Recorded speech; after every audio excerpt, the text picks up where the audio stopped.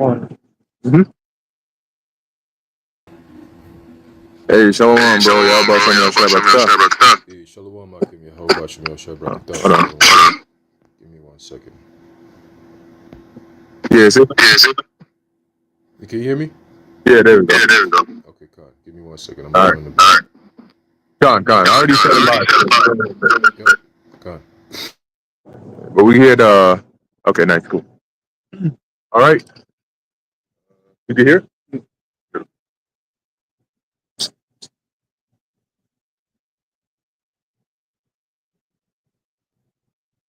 All right, shalom. First and foremost, we want to give all praises, honor, and glory to Yahweh, Bahasham, Yahweh Shai, Bahasham, Rakak Wadash. Double honors to the elders and the apostles of Great Millstone, and peace and blessings to the elect. And we are here once again. We're going to get right into it. As you can see in the title, Turn Up, which is basically at this point in time, seeing the things that are happening. As Yahweh Shai mentioned, as a matter of fact, let's get that real quick. Matthew 24. And you can go specifically to the verse of wars and rumors of wars, because just within the past week or so, you had India and Pakistan going at it. All right, India basically launching them projectiles over there into Pakistan. Now they're saying that they came to an immediate so-called ceasefire or peace agreement. But these are all part of the signs, right, that the Lord forewarned us about prior to his return. Okay, the signs of the end days, which the disciples explicitly asked the Lord, and he told them that these would be signs. So we can get that real quick. Matthew chapter 24, verse 6. And you shall hear of wars and rumors of wars. Yeah, and we're hearing of actual wars, and we're also hearing of rumors of wars.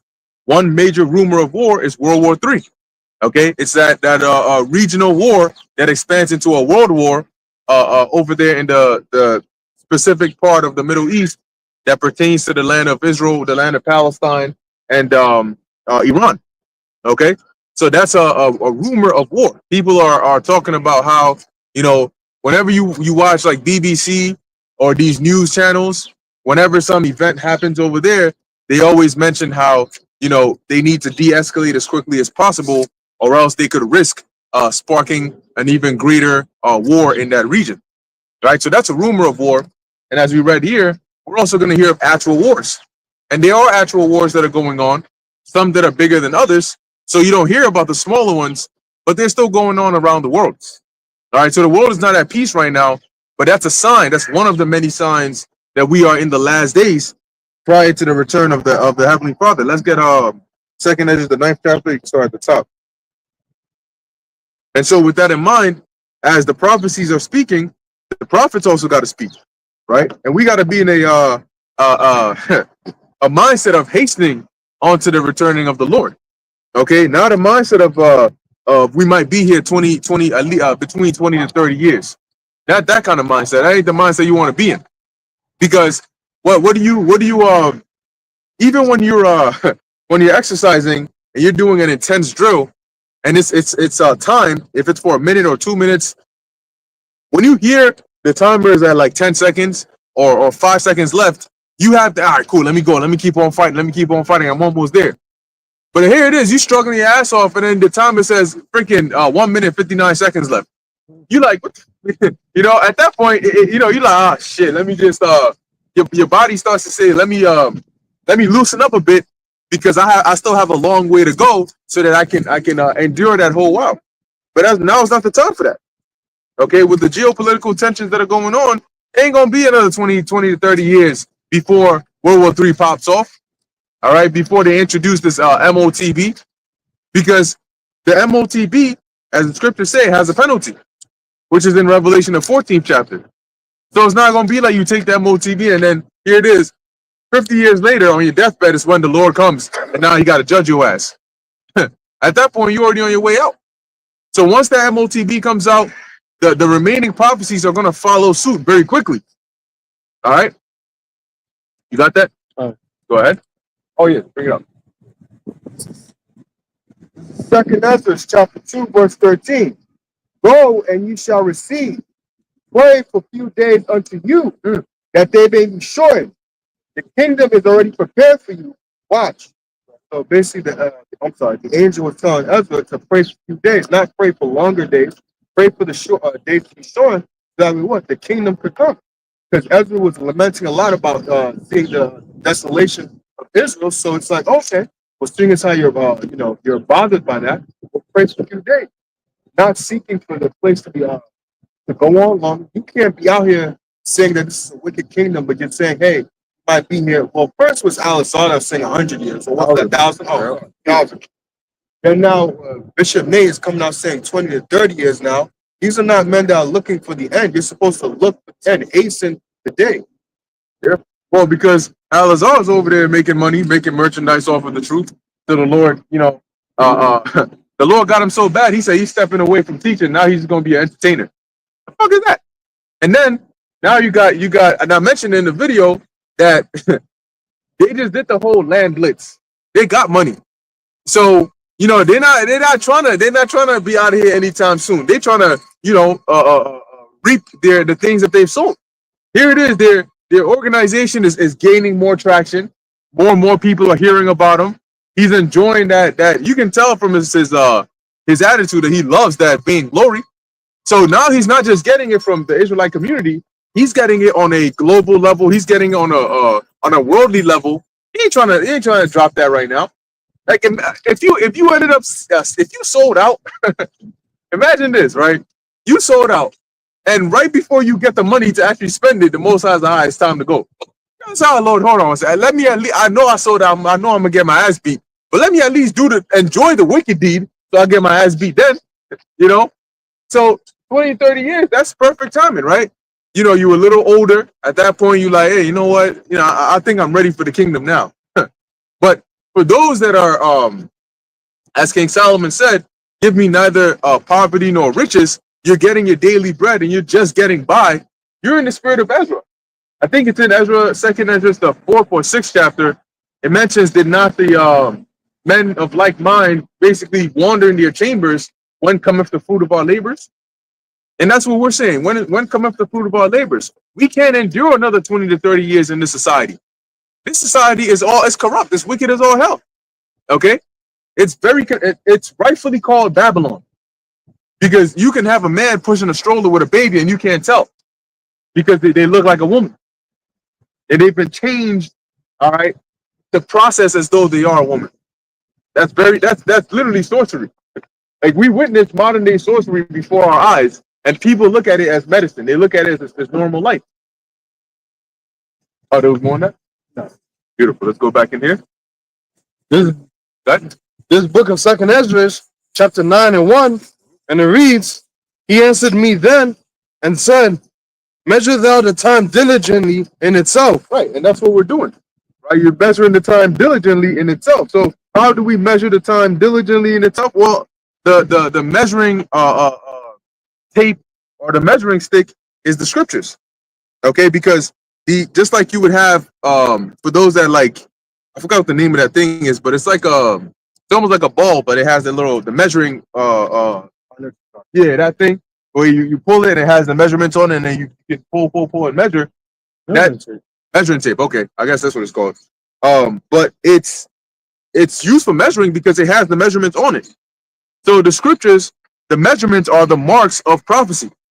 All right, so we use that to measure where we are in the timeline of the events that have to take place, and we measure it diligently by constantly watching, paying attention to the news, reading these articles, looking at what's being talked about on a global scale, what direction current events are heading in, and then we're linking it with the scriptures and saying, okay, all right, it looks like we're getting closer and closer to this. So when you see videos like, oh, it's at the door, or another step towards the MOTB, that's a part of measuring the times by the signs the Lord has given us. Yeah, go ahead. Yeah. Why do you think in Habakkuk, the 2nd chapter, Habakkuk said, I will stand upon my watch? You gotta think about it. A person who's on a watchtower looking for any enemies that are gonna, assault the city. You can't be lax. You can't be like lackadaisical and just, just another day. No, you gotta be on a constant alert, because at any point, if you see something happen, you gotta go quickly.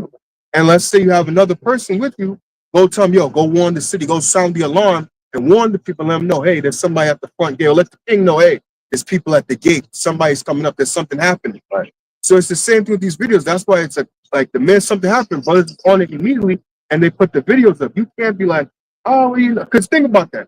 If you're in the mindset of something is going to happen, oh, this might happen another 20, 30 years down the line, which then Yahweh Shai said, if I'm not mistaken, no man knows the hour of the day. Ain't you kind of putting a timeline now? What was that, like 2050, if I'm not mistaken? Oh, so 2050 is when we're going to get out of here? Yeah, anywhere between 20 and 30 years. So it's like, kind of putting a timeline on it. But the men who are on the watchtower are supposed to be, you know, alert, always watching and things like that. So that way, if anything happens, they can hastily go and warn the king or warn the people and say, hey, there's somebody at the front gates. You're not supposed to just be, you know, well, maybe ain't nothing gonna happen today. You know how it be. Right. That's the same with like I work security. I know how, but you be thinking, there's just a regular day, ain't shit gonna happen. Next thing you know, some bullshit happen. These niggas, but nah, it ain't these niggas. It's you gotta be on the watch. You always gotta be circumspect, looking around to see if something happens. If something happens, the people ain't gonna blame the nigga, they gonna blame you. What was you doing? Yeah. Why you think we hired you? You know, but that's a good point. Like in Game of Thrones, when they built that giant wall, that giant ice wall to keep out the White Walkers or whatever they call them, it had been centuries. You know, what were they? The Night's Watch, yeah. They have been constantly recruiting members to go on guard on the wall for centuries, and nothing had happened. So you would think, yo, man, what are we even supposed to be watching out for? But guess what? Lo and behold, there came a point in time when those horns did sound, you know, and they were like, oh shit, that's 3 times. That means that this is like an emergency. But if everybody was lax upon that tower, like, yeah, I mean, what? It's 5 centuries going by and nothing happened. What's going to happen? What are the chances it's going to happen at this time? And that's that one time you say that, right? My Lord, delayeth is coming. That's when, boom, it happens. Like in them TV shows, something bad is happening. Dude's dumbass gonna open his mouth and say, can it get any worse than this? Or surely it can't get any worse than this. And then, boom, it gets worse than this. But yeah, you got it. Go ahead. And when thou seest part of the signs pass, which I have told thee before. Yeah, see? So he said, the Lord said part of the signs. See, we don't got to see all the signs pass to know that we're in this time. If before it rains, you don't need to see the rain actually touching you to know that it's about to rain, right? The clouds start to darken. You start hearing the rumbling.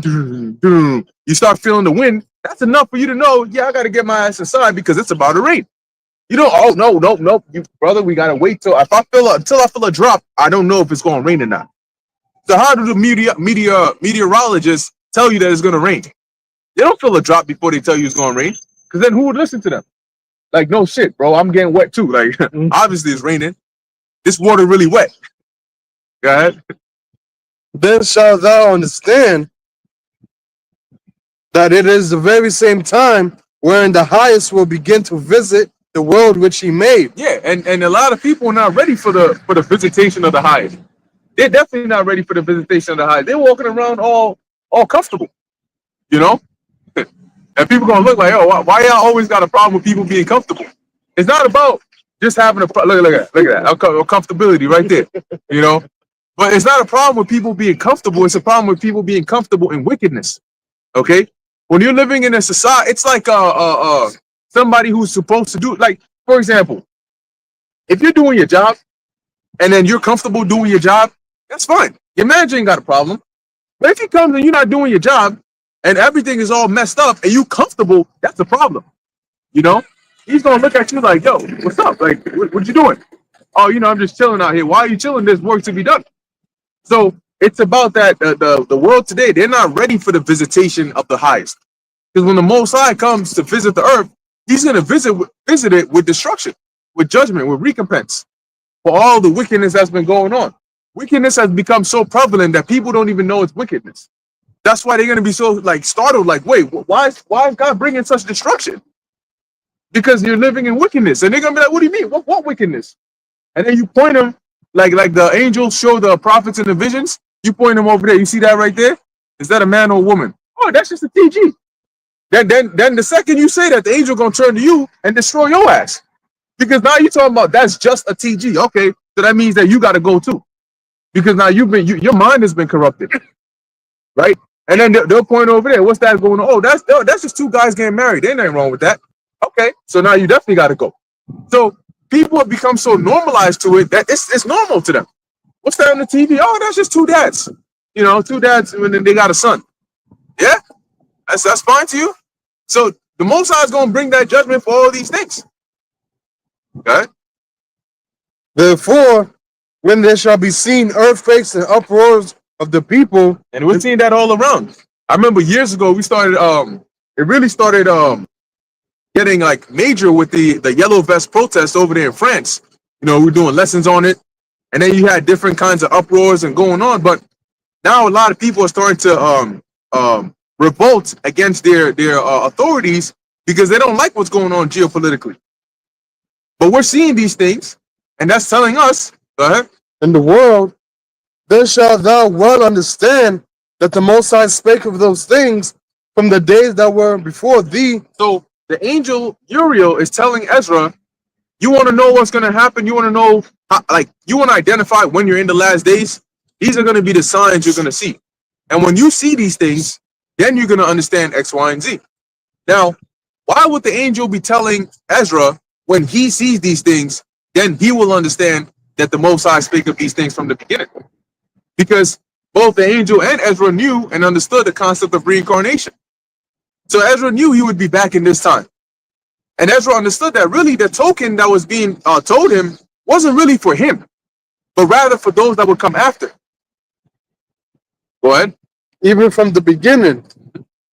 For as like all that is made in the world have a beginning and an end. Right. So everything that was created has a beginning and an end. They call it like a shelf life. When the child is born, from the baby, that's their beginning, and when they die or when they get old, that's their end. A tree, like anything that grows, has a beginning and an end. A car has a beginning and an end. Right? When it's fresh, when it's new, and then eventually when it's worn out. And that applies to more than physical things. For example, time periods, rulerships, they all have a beginning and an end. They start and then they finish. Go ahead. And the end is manifest. Right. So now we're at the end. It's manifest. We can see it. And it manifests in signs. How do you tell when somebody's at the end of their life? How did they tell when King David was at the end of his life? They tested for signs. He's not able to catch heat. They brought a young woman to cherish him. That didn't work. He was feeble. He was bedridden. Those were signs that manifested the end of his life. So similarly, there are signs in the world that are manifesting to show us that we're at the end of this society. Did you have your hand up? Did you have your hand up? Yeah, I was going to add on to the point that you were making about the earthquakes. Apparently today out in Georgia, they had a 4.1 earthquake, and you had mostly women who were talking about it. A lot of women were saying that, oh my God, did you feel that? Yo, I've never felt that in my life before. And that was a 4.1. All right. So again, going back to the signs of the times, these are all part of it. And we have to be very cognizant of these things, and I got a quick precept here, if you don't mind. This is the book of Ecclesiastes chapter 9 and verse 12. It says, for man also knoweth not his time, as the fishes that are taken in an evil net, and as the birds that are caught in the snare, so are the sons of men snared in an evil time when it falleth suddenly upon them. Right? So part of the times of the end is going to be a time of evil, like it says in the book of Ezekiel, the 7th chapter, an evil and only evil is come. Right? It watcheth for thee, it is come. Right? So that evil time, that's all part of what? Jacob's trouble. All right, the MOTB system being put on Front Street, as in being made mandatory upon the face of the earth. All right, which is all going to bring in the hour of temptation.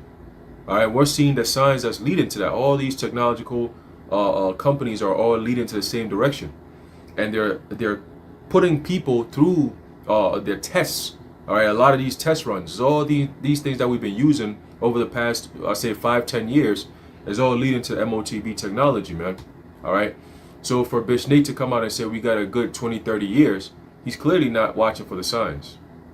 Right, in his estimation, he's clearly not watching for the signs. I don't know where he's at, right? As in, what timeline and prophecy do you think we're in to be saying that we got 20-30 years? You know? So you got it, bro. Yeah. Hey, and like we were talking about how how you got some of his men like they really now it's to the point where the prophecy is so clear they really want to admit that it's what we've been saying it is, but they're trying so hard to find a way around it. You know, like that video, the dude is like, it's getting there. They're gonna bring a digital ID. And they're gonna. So now, forget the sin, forget the because then, like you were saying, they might say, well, they might digitalize sin. How they gonna digitalize sin? They gonna put a thing inside of you, so when you lie or when you sin, they can detect it, and that's the MOTB. So we always been saying it. That's what we meant when we said the sin in all its various ways. This is one of those various ways. So thou moron, that's what I've been saying from the jump. I never said there wasn't gonna be no device thing gonna put inside here. What the fuck, man? No, hey, this dude is really gonna spin, like a spider web. You got so many layers. He gonna spin it, spin it, spin it, spin it, spin. And his people gonna be like, oh yeah, hey, the bishop been saying it. What's that dude's name? The one that looks so evil and shit. They face over like the Grinch. What's it? ASAP. Hey. You gonna come on? Hey, Bishop. You been saying this from the beginning. Y'all just hating. Now GMS guys, man. Y'all wicked. But that's what they're gonna do it. They're gonna do it, man, because this prophecy is so major that you either need one. You need to tie in your explanation of the MOTB to it, or number two, you need to give a reason or an explanation for what it is, because people will ask you. So if what you're saying has nothing to do with it, I never said it had nothing to do with it. If you listen closely, what I said was there's going to come a time, and then the whole script flips. And guess what? We're not you. If you want to see an example of this, go and listen to that interview he had where they asked him if there's ever going to be a time in Jacob's trouble. And he very vehemently declared no. Then he turned around and said that ain't what he said. So what would be so surprising if he does it again for the MOTB? Anyway, guys. This is Second Ezra, chapter 9 and 6. Even so, the times also of the highest have plain beginnings and wonders and powerful works, and endings and effects and signs. Yeah, and that's key, right? Plain beginnings, because most of the time, some of these things that build up and manifest as these major prophecies, they start off small. They start off plain. They don't start off as like the biggest thing in the world, and then eventually it builds up, and you're like, oh, like for example, companies today that are very famous, Google, Microsoft, even Bitcoin, right? Once upon a time, it was a couple of cents. Once upon a time, Microsoft was just a couple of people. Google was just a couple of people in somebody's garage somewhere, And it started off small, and then boom, it manifested, it grew and blew up into something more. So similarly, these prophecies, they start off like they're small, men going out and teaching, and I remember it was just a few guys. They used to be over here, and specifically in this area, and now all of a sudden it's everywhere. And now all of a sudden it's having actual effects and signs. Right? Verse 7, and every one that shall be saved and shall be able to escape by his works and by faith, whereby ye have believed. Yeah, and that's the key part. Whereby ye have believed. You need to have faith in the Heavenly Father, in his words, in his Son, right, in his Spirit, that you may be saved. Because then through believing, you're gonna bring forth righteous fruits. Your labors are going to be worthy of deliverance, right? Of being delivered, of being saved. Go ahead. Shall be preserved from the impending perils. Yeah, so the Most High is going to preserve his elect, and everything is going to turn up. Not just us, not just the spirit we're in, but everything is going to turn up. From what your daily life looks like to just everything, prophecies going around. Everything is going to turn up, and it's going to be like that. The scriptures say, if you roughly paraphrasing, if you couldn't keep up with the footmen, how are you going to even fare with the horsemen? And right now we racing with the footmen, and when the Lord turns it up, you better shift into fifth gear, because if not, you can left behind and trodden underfoot. What? And shall see my salvation in my land and within my borders. Yeah, and shall see my salvation. Now everybody's gonna see Yahushua when he comes back, but not everybody's going to see the salvation. Okay, some are going to see the destruction, and others are going to see that salvation. Let's get that real quick in Revelation. Revelation 22. And what's that? He that is just, let him be. He that is unjust, let him be unjust still. They may be around 11 or so. But yeah, everybody's going to see the salvation of the Lord because that's going to be the main event. And it's going to be a beautiful time when the main events worldwide are fully associated with the Bible, with biblical events. Because right now, the things that are happening in the world are biblical, but people don't recognize it as such. Yeah, you got something, Haran? Yeah, I got a couple of precepts to back you up in terms of waiting on the Lord's salvation, as is written in Zephaniah 3 and 8. It says, "Wait ye upon me, saith the Lord." Right? But also, ultimately, like you were saying, ultimately, when the time comes, those who have waited upon the Lord, there's a reason why the Lord says to wait, because when you wait, it's a sign of faith and patience, right? Because you got people who hasten, right? Like, oh, I can't wait, and then they lose patience and then they fall out. Right? But those who have actually waited upon the Lord, meaning that you have faith that everything that the Lord promised will come at a certain time, as it says in Habakkuk, the 2nd chapter, though it tarry, wait for it, right? That same word wait comes back again. Okay, so it's very important to wait upon the Lord, because once the Lord gives that go ahead, He's always going to be working with you if you wait upon Him. I got a few precepts. This is a book of Isaiah chapter 25 and verse 9. It says, and it shall be said. It says, and it shall be said in that day, and that day is fast approaching, lo, this is our power. We have waited for Him, and He will save us. This is the Lord Yahweh Bahashem Yahweh Shai. We have waited for Him. We will be glad and rejoice in His salvation. Okay, so ultimately, when the missiles start coming down upon this place, right, and we call upon Yahweh Bahashem Yahweh Shai, He delivers us in faith. Okay, because that's what we're waiting for. We're going to be rejoicing. We're going to be praising the name of the Lord, right, while we watch this place go down. Okay, another one I got real quick, Isaiah 33 and 2. It says, O Lord Yahweh, be gracious unto us. We have waited for Thee. Be Thou their arm every morning, our salvation also in the time of trouble. Okay, so as is written in Daniel, the 12th chapter, that the Lord is going to actually send His angels to come and protect us, as we just read in the precept the brother brought out, right, within the Lord's borders. Okay, so that's talking about ultimately the elect that are scattered all throughout the world, especially here in Babylon the Great. That's the borders, man. And the Lord's going what? He's going to deliver all of us. Okay, Lord willing, if we continue to what? Wait patiently upon the Lord. All right, but you got it, bro. God, that's right. Right? 2nd Ezra 9 and 8. And it reads, shall be preserved from the impending perils, and shall see my salvation in my land. Yeah, and the perils meaning troubles, dangers, destruction. Go ahead. And within my borders, for I have sanctified myself from this world. Then shall they be in pitiful case, who have abused my ways. Right. And that's going to be a lot of people of today, which, purposefully neglect the ways of the Lord. Right? You warned them. That's why the Lord has us out here, because then it's fair. You can't say, "Oh Lord, I didn't know what your ways were.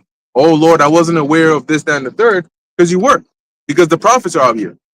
All right, go ahead. And they who have despised and rejected them shall lie in torment. Mm-hmm.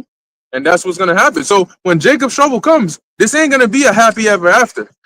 We keep emphasizing that point. This ain't gonna be. People love to watch these scary movies because they can enjoy the thrill, right? The jump scare from a safe location. You in your house, or you with your man, or you in the movie theater, and you watching this scary ass movie. You're like, yo, this shit crazy.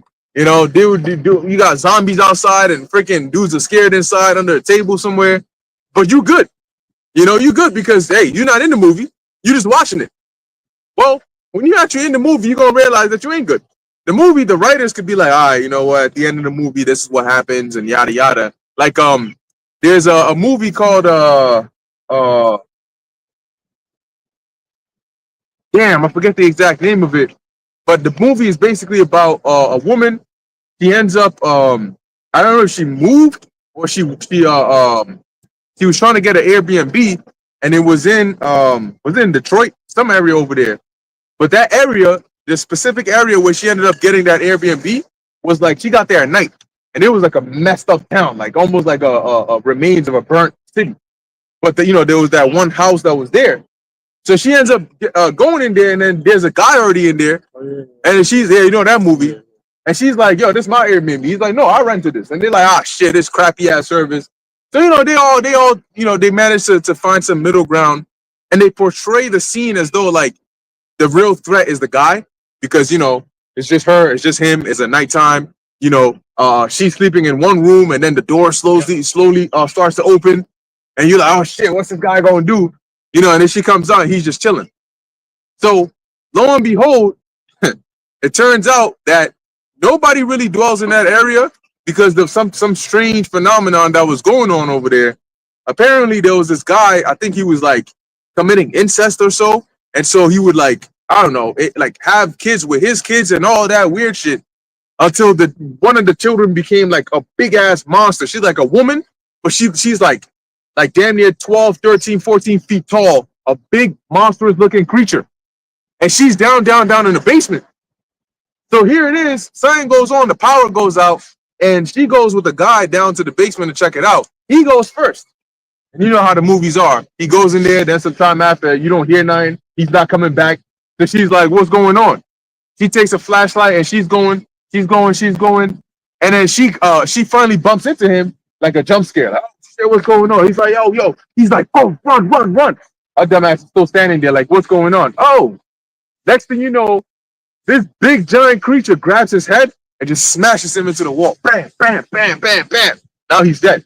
And she's like, oh. So everybody in the movie is like, oh, she's the real threat, not the guy. Finds out there's like, as she goes through the tunnel, there's like a cage, like, the cage, like humans and stuff like that. She ends up getting captured by this creature, and this creature is like breastfeeding her and shit. Yeah, it was a weird movie, but the point was that scary as big ass phenomenon of a creature in there. And at the end of the movie, the writer has it to where that creature ends up, caring for her and ends up saving her life and all of those things.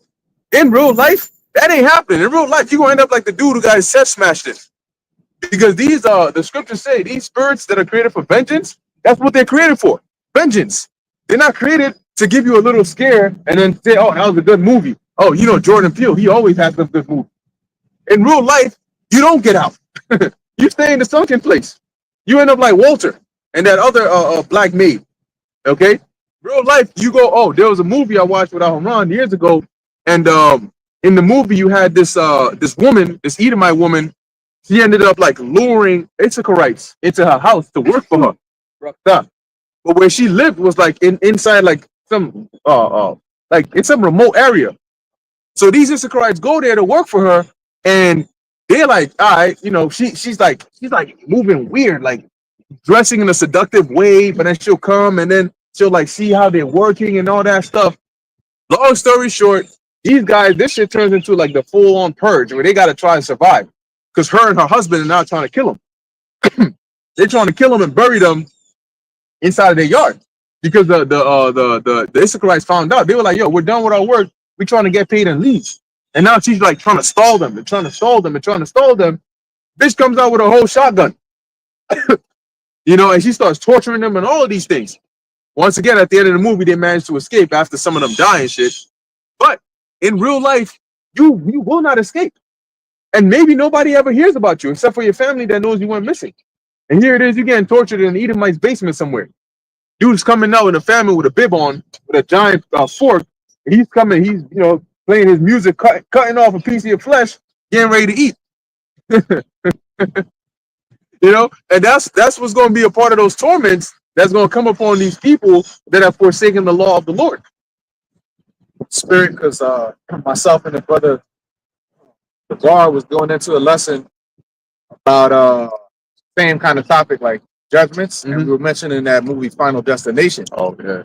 The Final Destination is a real scary topic for people because it's like it's an angel of death. It's not a boogeyman. Yeah. It's like an unseen force that's leaving situations to where people have they call it a freak accident, but really it's the Lord lining you up. like the one, I don't know if y'all seen the scene from the old movie with the log truck. That was a part that's too. I knew Shalimar was. Yeah, definitely. But yeah, so the logs fall off, and it's almost like a cartoon. Like the logs fell off the truck, and then they start bouncing higher and higher. Like this shit don't even make sense. But hey, the Lord can make things that don't make sense make sense. I mean, the earth opened up and swallowed those men. Right. Right. And I think in Wisdom of Solomon it mentions that even the elements, like they betray their natural use. Like fire will burn in water, things that shouldn't make sense that'll fuck your head up are about to happen, man. Different creatures that, a lion don't belong in New York City. What the fuck? An alligator don't belong in Central Park. You know? Different unseen creatures. And then just the spirit of death, period. Like that, you want to know a Final Destination judgment? That stupid ass bitch that was twerking on top of a car and the fire truck came and smacked her. This shit just happened. You know what happened? They had to get niggas to scrape her off the fucking street. Dang.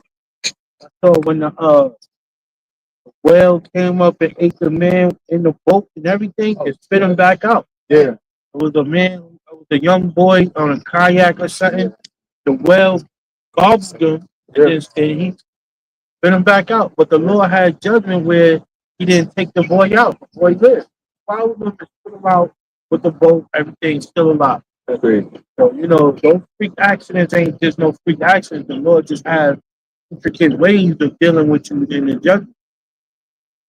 What's that in Sirach? Was it 38 or 39? Talks about that, right? How they in their fury they lay on sore strokes to appease the wrath of him that sent them. So these death angels, and that's the point that we can't emphasize enough. Angels don't act on their own will. Okay, so that means that, and we're saying this now, but people are gonna end up doing it anyway.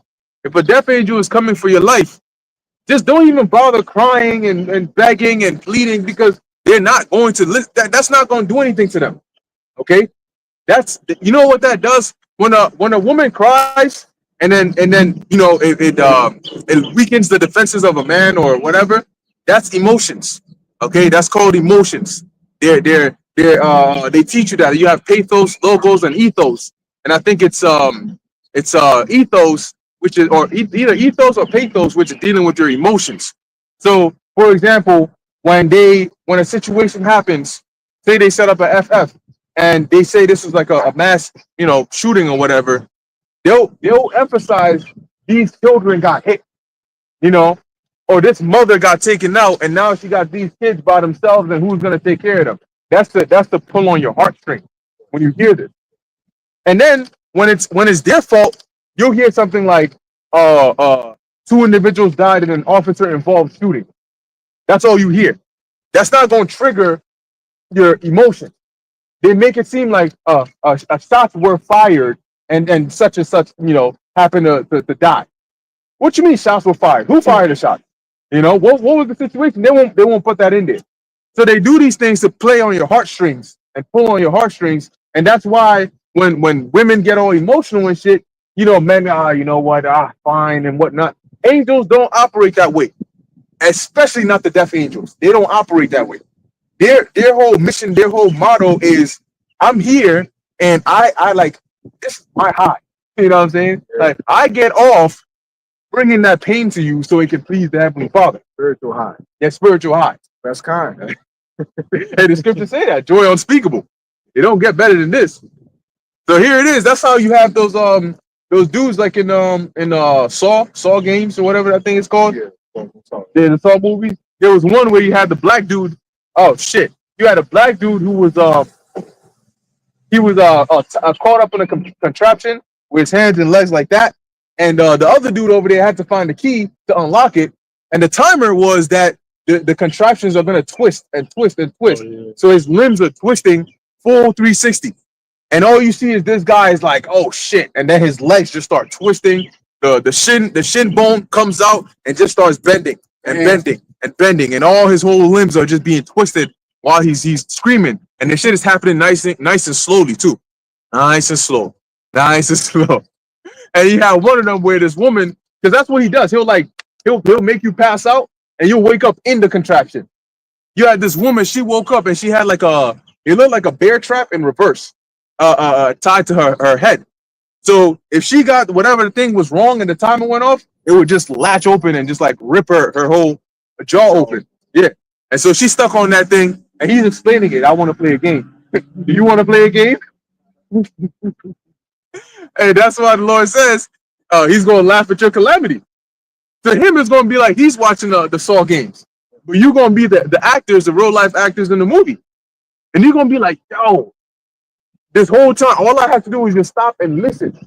Yeah, was it really worth committing adultery? Was it really worth murdering? Was it really worth stealing and doing all this wickedness? But now here it is, you're getting tortured over there, getting maggots put inside of your ears. Dude is using pliers to break your freaking fingers. You know, they applying what those little tweezer things with electricity on it, your nipples and shit, and just sending shocks to you. On some Home Alone shit. That's a third degree titty twister shit. That's that. But you know what's crazy too? I think I seen the brother Ashiar did a lesson on how these elites are spending like trillions of dollars building up all these underground bunkers and stuff, right? And who's to say? Because because you had I think the girl's name was Ashley Carter, if I'm not mistaken, or Allie Carter, something like that. And she was I guess she was one of those the trafficking victims. And she was saying how they send them down to like underground bunkers and all kinds of stuff, which we're not surprised because the thing was last year or the year before, you had these Jays who are being popped out of the underground tunnels and shit. You know what I mean? So tunnels and working diabolical works under tunnels and undergrounds and shit like that is nothing new, right? Because they've had secret societies underground and stuff like that, right? But long story short, going back to that lesson the brother did, basically in my mind, I'm like, wait a minute, this is like over trillions of dollars on building a damn city underground. Like we're talking levels underground, levels. So once they send your ass over there, they gonna need servants. It's not just gonna be robots, because if these robots go rogue down there, they're all cooked. Because these robots can go rogue. Ultimately, by the spirit and power of Yahweh Shem Yahweh Shai, they can go rogue, right? So they're not gonna have robots down there, or they will have robots down there, but not to the degree where they're gonna prefer to have humans, right? Humans are gonna be down there. You're gonna be trafficked down there, right? Millions of people gonna be stuck underneath there to do the evil biddings of Esau, because he's not gonna be using robots for his damn blood sacrifices. He still need humans, So when all hell breaks loose, you're gonna have a lot of these elites. They're gonna send a lot of these so-called migrant gang members and all that to do their evil biddings for them. At night they're gonna scour neighborhoods and they're gonna be picking people up. They show you that in the movie The Purge, where when it's all basically when there's no sense of order and there's a state of anarchy, it's all every man for himself. And at that point, you're gonna have rich people paying groups of gangs and so on and so forth to go out there and find people for them. Bring me this, bring me that. I want a young black woman who's at this age, or these kind of things. Give me at least 10 or 20 of those women, and they're gonna find them. Different states all around, and they're gonna bring them all over to Cincinnati somewhere. You know what I'm saying? And then they're going to do their rituals. So people going to be taken away too. You're going to have the precept that says that they shall be taken in a great number, right? It's not just talking about death, but it's going to be a lot of kidnappings, like numbers that's astronomical. Like, how did we lose this many people in one day? How did these people go missing in 1 week? Like, it's going to be weird shit like that. But at that point, it's every man for himself once again. And remember, these kind of things that are going to be happening is not going to be, people are not going to resist as much because you're not going to have much to resist for, right? Number one, you're starving. This and the shelves are getting emptier by the day. Every single week, it looks like more and more shelves are getting emptier across the states. All right. So when the time comes where it's universal basic income, universal, where you don't have much, right? Everyone is pleading to the government for help and aid, and it's just a chaotic energy. Right? They're saying, Trump, we need help. And Trump is saying, no, you don't need help. We already sent you help. Hey, you worse than Biden. We were going through some shit. You sending billions over to Israel and Ukraine and them, and we getting chump change, $200, $700, $500. We need more than that. They said, nah, we already gave you the help. The states, we signed executive orders saying that in a state of emergency, you guys got to take care of yourselves. So now you got to go to your state, your governors, and talk to them. And that's when people are really going to get pissed, and you're going to see them not regarding their kings and princes and so on and so forth. But in that state of chaos, that's when it's going to be easy for them to pull off all these tricks, because you're thinking of food, you're thinking of protection, and then they taking other people away. You're not worried about other people being taken away. It's not going to be an upcry. It's not going to be an outcry. It's not going to be a protest. You don't have the energy for protest. You don't have the will to fight back. You're looking for survival. You're looking for a man to help you. You know what I'm saying? That Isaiah 4:1 spirit kicking in full gear.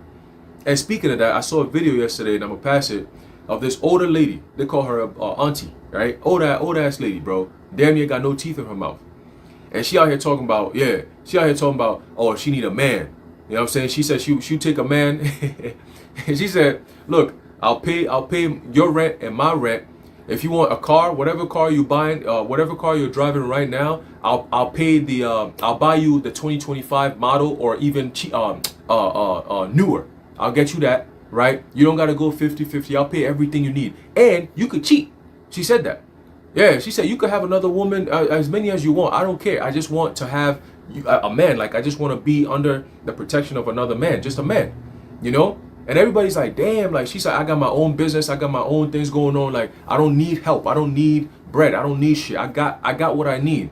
Only let me be called by thy name. I say, yo, that's Isaiah 4:1 right there. We almost there, right? So again, the circumstances and the reality is dictating all these things playing out. And we just telling you before it happens. You see what I'm saying? And we watching it play out. So Kolo Yabash Miyasha, once again, we're that much closer to the MOTB. All right? Prophecies being checked off just like that. You got it, bro. Hey, you said she ain't got no teeth? That's the only thing? The teeth is damn near, it's like, it's hard to see. It's like, if you really want to look, you can find it, but it's really not there that much. I mean, You got it, bro. Oh, actually, Slack, I think you said you had something, right? Deuteronomy 32 and 39. See now that I, even I, am he, and there is no God with me. I kill and I make alive. I wound and I heal. Neither is there any that can deliver out of my hand. Right. So, that one basically breaks itself down. The Lord kills and makes alive. So anytime somebody dies a horrible death, or anytime these terrible judgments going out, the difference with us and the rest of you people out here is that we acknowledge that the Heavenly Father did it. Right? The Heavenly Father, Yahweh, Hashem Yahweh Shai, did it. He's the one that brings judgment. He's the one that allows you to either live and survive. He's the one that can bring the judgment upon your head. Who can deliver out of his hand? Right? If the Lord lines you up, it's like in NYC, let's say the biggest mob boss of all time. Once there was a hit on you, oh shit, you better move the city. And now we're talking about the king of the universe. You can't move out the country. You can't move to a different state. You can't, I'm gonna change my identity. The Lord knows you.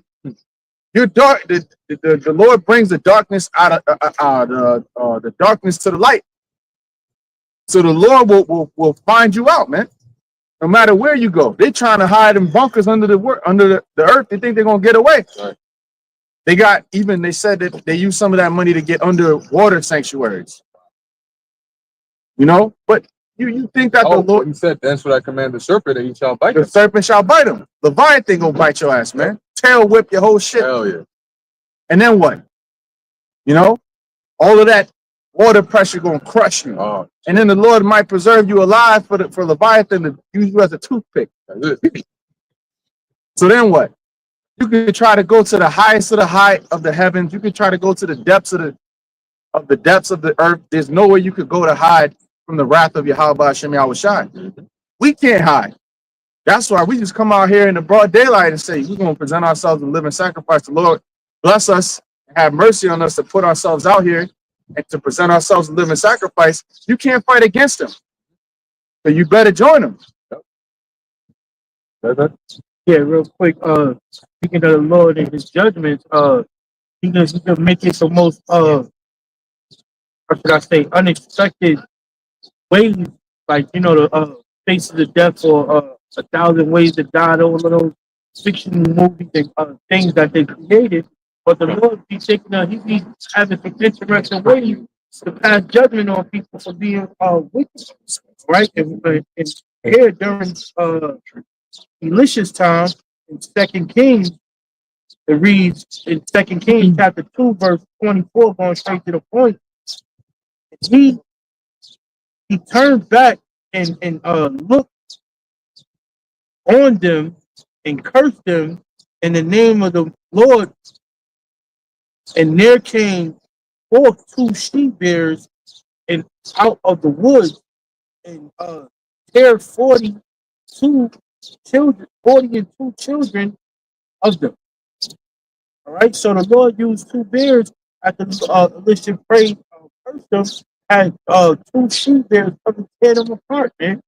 So those miraculous ways that we were speaking of about in Final Destination and in store is just a small glimpse of the ways that the Lord can take you out through his judgment.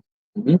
Oh, that's all I Yeah, this breaking news. It says here, Pakistan violates ceasefire, launches drones against India hours after agreeing ceasefire deal. Hey, real quick, can we get Proverbs 21, 21 and 1? That's a perfect example of it. And as a matter of fact, that's like what we'll see happening very soon, where it looks like, for example, the whole Iran nuclear talk. Yeah, they may come to an agreement, but then it's not up to them whether they keep that agreement or not. You got it. Proverbs 21 and 1. The king's heart is in the hand of Yahweh. Right. So the military, the people, the government, they follow the order of whether it's the prime minister, the king, or the president. So when it says the king, it's talking about that ruler, that monarch, all right, which in most societies there is one. So his heart, his mind, his thoughts, his intents, his imaginations are in the hand of the Lord. Okay? But as the rivers of water, he turneth it whithersoever he will. Right. So when you have like a stream of water, that stream follows whatever path is there. If the path, if it goes down, it's a waterfall. If it goes to the right, if it goes to the left, the water follows whatever shape that is set forth. Water course. Yeah, the water course. And that's like, to the minds of these kings. They follow whatever course the Most High has molded or set for them. Let's talk about that. And so that's an example right there. Oh, they go for a ceasefire, just like this guy, Pharaoh. He said, oh, no. Let him go. Then he turns around, he ain't going nowhere. Who the hell you think you are? And then he gets played. Ah, shit. Yeah, you can go. Nope. Change my mind. You can't go. So he wants to. He's getting fucked up. He wants to let him go, but the Most High is like, nope, you ain't doing that. Tell him to stay. Lord, please, tell him to stay. So these guys violating that ceasefire, it goes to show you that the Lord's word is going to reign supreme. That was it on that. Yeah. All right. Where we at? Oh, I think I asked the time, right? Yes. Let's finish 2nd Ezra 9 and let's get the idea. Because just like the precept the bar brought out, that's a very when you read, there's a second, I think it's 2nd Kings or 1st Kings, where it talks about, I think it might be 2nd Kings.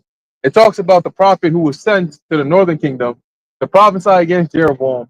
He was ordered not to eat or drink anything there and to go out by a different way when he was to leave. He disobeyed, and the Lord commanded a lion to kill him in the way. Now, when you read that, you're like, damn, that's crazy. Like, the Most High really brought judgment on him. But when you actually visualize that, imagine an actual lion pulling up on your ass. You know what I mean?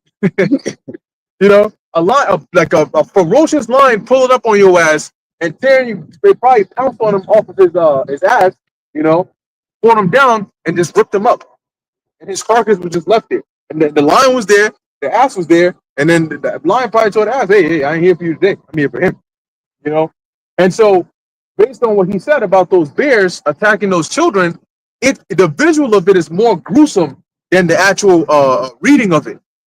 There's a video, this idiot, he goes, when you go to those you're saying areas where you can, it's almost like you're driving through a zoo and they tell you don't feed the animals. The dude jumps out, dumbass starts feeding the bear. A big ass bear. I'm talking about big ass bear. His ass is feeding them bread, and the bear is there like, motherfucker, you think bear using bread is why I'm here? So the bear he takes the first one and he slowly starts going in closer, and then he pounces for the dude, and that's when the video stops. He's like, And then they said, and that's exactly why they told you not to feed the fucking bears. So a scene like that, and there was another one which was based on a true story, where in the video you see a dude, poor man, he's in a shed, and the recording is of it starts off with a bear cub, but the bear cub is fairly big. So they're recording the bear cub. The bear cub is there. The bear cub is there, and next thing you know, the bear cub leaves, and the bear cub pulls up with the father and the mother, which are much bigger. Now you got three freaking Goldilocks and 3 bears. You know what I'm saying? And you got 3 bears over here, all with different sizes, the large, the medium, the small, and they come in for a piece. And this guy's recording. So apparently those were his last moments that he recorded, because once he showed the bears and they started moving, the video stopped, and then I guess that was it for him. But the whole point is, when you read precepts like that and they talk about judgment, it's not how you imagine it to be in your mind. It's how it actually is. A bear ripping up little children, there's gonna be blood all over the place. People gonna be screaming. You might see some bite marks, arms severed. That's what it actually looks like in real life. For people who want to play with the Lord. Talking about guys anywhere between 20 and 30 years. Anyway, I was thinking about that. So I was listening. I was thinking about that. So I was listening to y'all. Point then. Yeah. No, I was going to say that him saying that lets you know that means that he's not, what he's teaching isn't going to be about getting ready for the kingdom, which is why what they're teaching is about marrying, giving into marriage, trying to get a piece of land, because they're not thinking about the return of Yahweh Shai right now. Right. They're not thinking about hastening his coming. So they're still looking at society or looking at life as if, hey, we got more time left here, so let's try to, build up our life here. But the scripture tells you that, the Lord is going to come at a day when you don't think he's going to come. And that's why he said you got to be ready and to watch. But those guys over there and the people that are following them, they're not watching. So what is going to happen? The Lord is going to come at a time that they're not paying attention, and they're not going to be prepared for it. And that's him from the leadership on down to all of the followers, man. A lot of people are going to be in a pitiful case because they're following after leaders that are not in the correct spirit of Yahweh Bash and Yahweh Shai. That's it. Got it, bro.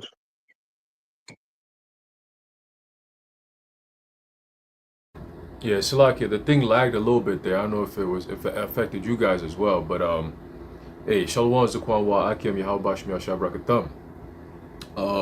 Got a quick precept here, going back to what brothers was saying about how these animals are gonna be tearing people up. But remember, in second Ezra, the 16th chapter, it talks about how the Lord is gonna make he said, then shall they be known who are my chosen, right? So it's not just a lot of things that's going to be happening in the spirit world that's going to be bestowed upon us, in terms of spiritual power and such, but also how nature is going to be dealing with us and dealing with us in our favor, right? It'll be pretty miraculous if you just walk in and then you see a raven bring you a basket of food, right? In modern day today's day and age, you don't see that even in movies. Sometimes in movies they probably don't even show you that, right? Because it's not something that they could fathom. The only time you think about raven, an animal, they're pretty smart, all right. But a raven feeding a human being is if it's divinely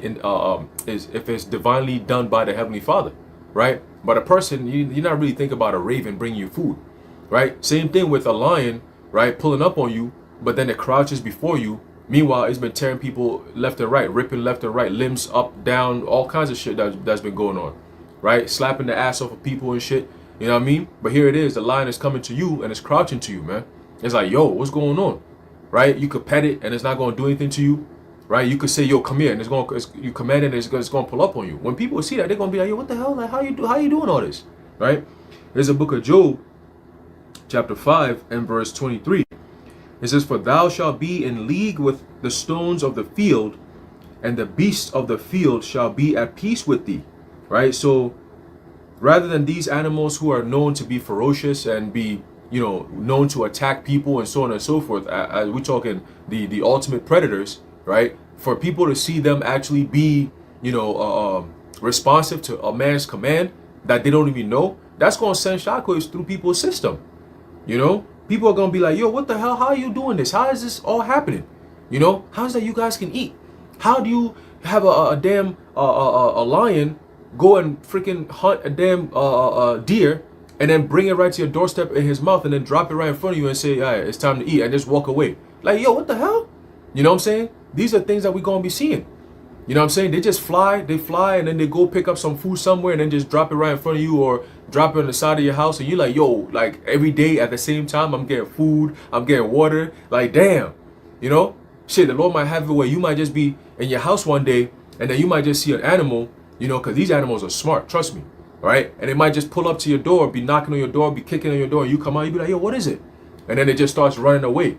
And then you just follow it. Next thing you know, you go into this house and it's filled with a whole bunch of provisions. You like, yo, how, what? Like, yo, the Lord could do that, right? So you got to think of all these extraordinary ways in which the Lord is going to be feeding his men. We have faith in that. It doesn't sound like a fairy tale to us. We actually have faith in that because we've seen the marvelous works of the Lord, where we can't fathom that. We're like, yo, how did the Lord do that? Like, how? Lord, like, I didn't even think it was possible. But I had faith and believed that it is something is going to happen. I just didn't know how it's going to happen. But all I need is to believe that something is going to happen. And that's it. Leave the rest to the Lord, man. But you got it, bro. Yeah. Hey, well said, man. And it's interesting because like you have people today that are so helpless that even if the Lord did something like that for them, it'd probably go to waste. You got people that don't know how to prepare actual food. A lion or a bear might bring you a big ass freaking antelope. And now, okay, that's your food. Now you got to take it from there. You can't start a fire. You don't know how to freaking cut the animal. You don't know how to clean it. You don't know how to do any of those things. So here it is. You're just there. Well, I mean, the food is here, but I don't know what to do next. So, I mean, the Lord might have it to where he leads you to a place where it's like, food is already provisioned, right? You might walk into somebody who is a doomsday prepper's house, but they're not there. And then you like in what movie was it? Father the road. Yeah, there's the road, and then there's Leave the World Behind, where she went into the they had like the little underground area where she found all those movie episodes of Friends and mad food and all of that. The Lord might do that for you, or the Lord might have it to where you got to prepare that deer that's brought to you. But a lot of people today are so out of tune with reality that they wouldn't even know what to do if the Lord gave them a blessing in that time. Imagine being so wicked. The Lord is actually trying to lead you in the right way to deliver you, and your dumb ass goes the other way. Because it's scary to go alone by myself, so I'm gonna just follow the crowd and go over here, and they all go and get cooked. Yes, and This book of 2nd Ezra, chapter 9 and 10, and it reads, "For such as have not acknowledged me and have received benefits in my life, Yeah, and you've seen that now. That's why you gotta do is one. The last person that mentioned that, mentioned 1,000 years, saying that it didn't end too well for him. Let's just say that. So let's see. But as it says, have received benefits. And those benefits are not the benefits of the labor of righteousness, but the benefits of the other side, the worldly benefits. Okay? The only reason you're going, look, if you wanting to stay somewhere that you don't belong, it's only going to be for a specific reason. There's only going to, like, there has to be a reason that is keeping you there. Maybe that's the area you saw that fine ass chick last time. So that's why you're hanging around there all the time, hoping to see her again. It's not because you just love the area. And we don't like it here. We hate it here. So even if the Lord was like, yo, I'll give you, $1 million, I'll give you land. No, Lord, we want the kingdom. That's it. That's what we want. That's what we desire. So the earlier, the better. In fact, we want it so much that we're willing to, like, if Jacob's trouble was to start tomorrow, we'll be okay with it. Because that's how much we're yearning and hastening onto the return of Yahushua. That? verse 11, "And they that have loathed my law while they had yet liberty, and when as yet place of repentance was open unto them, understood not, but despised it. The same must know it after death by pain." Yeah, and you see that a lot, amongst Israelites who know they're Israelites and those who don't. Now what you're seeing is Now it's not just like Israelites who are Israelites that know they're Israelites, and then Israelites who just have no idea. Now those Israelites that used to have no idea are ones like you'll see videos like the Elder Manat Zakbar will do videos where you'll see like Israelites scoffing on TikTok about the Hebrew Israelites. They are Israelites that don't identify themselves as Israelites. Right. They don't identify themselves as Israelites, but they know about the Israelites, you know, and they've been told that they are Israelites. So the Most High is going to bring a judgment for you too, and that's why it says that loathe the law of the Lord.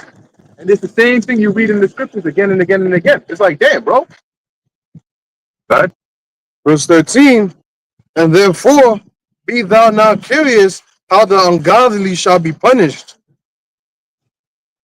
and when, but inquire how the righteous shall be saved, whose the world is, and for whom the world is created.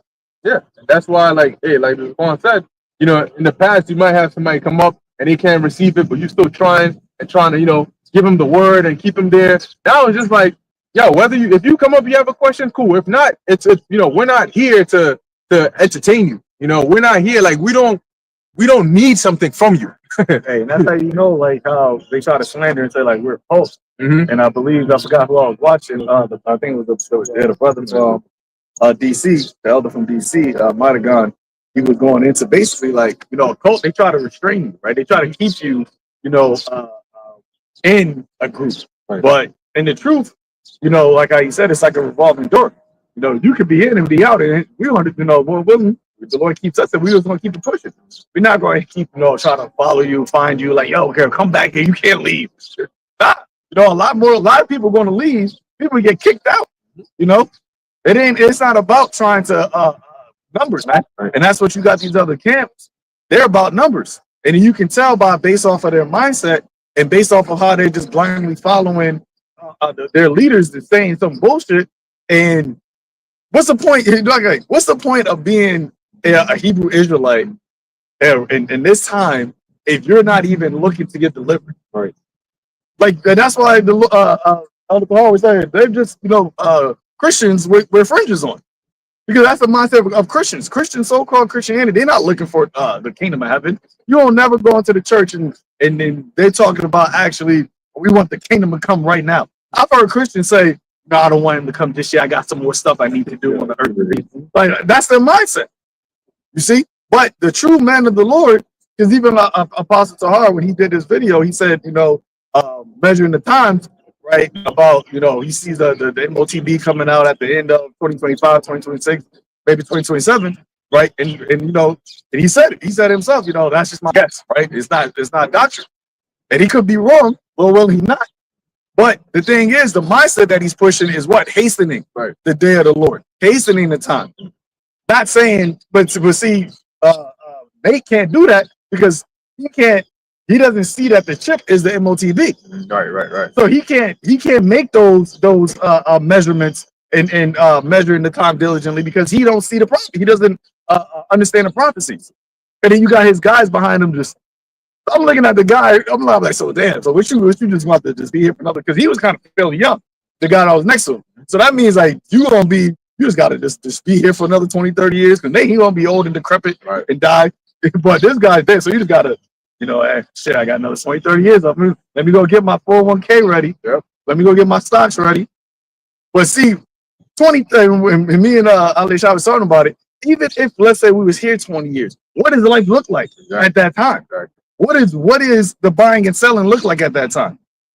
What is your ability to go from one city to another look like at that time? It's not gonna be like this. You think about 20 years ago, how society was, how life was. You didn't have to use your phone to tap and pay. You got cash. People were using cash, right? You didn't need a real ID to hop on a plane. So things, and that was before the whole what they call it intelligence age now, right? Because it went from the information age to the intelligence age. So with the intelligence age, they're saying, as Klaus Schwab said, that it's going to leap, right? The technology and this fourth industrial revolution is going to be exponential growth. So it's not going to go from, gradual. It's going to go from boom to boom. It's going to be jumping. Right? And you can clearly see that even with how AI is just being incorporated within society so quickly. From 1 year, because back in even 2020, AI wasn't how it is now. The most AI was Zoom. Yeah, that's what people was talking about, Zoom meetings and shit like that. But now within the last, 1 or 2 years, AI is everywhere, man. To the point at work, that's a goal now. You got to find out how to harness the power of AI into your daily work. What the fuck? Like now we got to fucking try to figure out how to use AI. But that's the thing, ultimately, because they really want AI to be able to gather so much data from people using it so much that it takes over your job. Right? It becomes you. And then you become obsolete. And that's why Elon Musk said, hey, we don't want to have to use the BI, but we're going to have to do it because there's not going to be no jobs left. It's like separate, except with AI.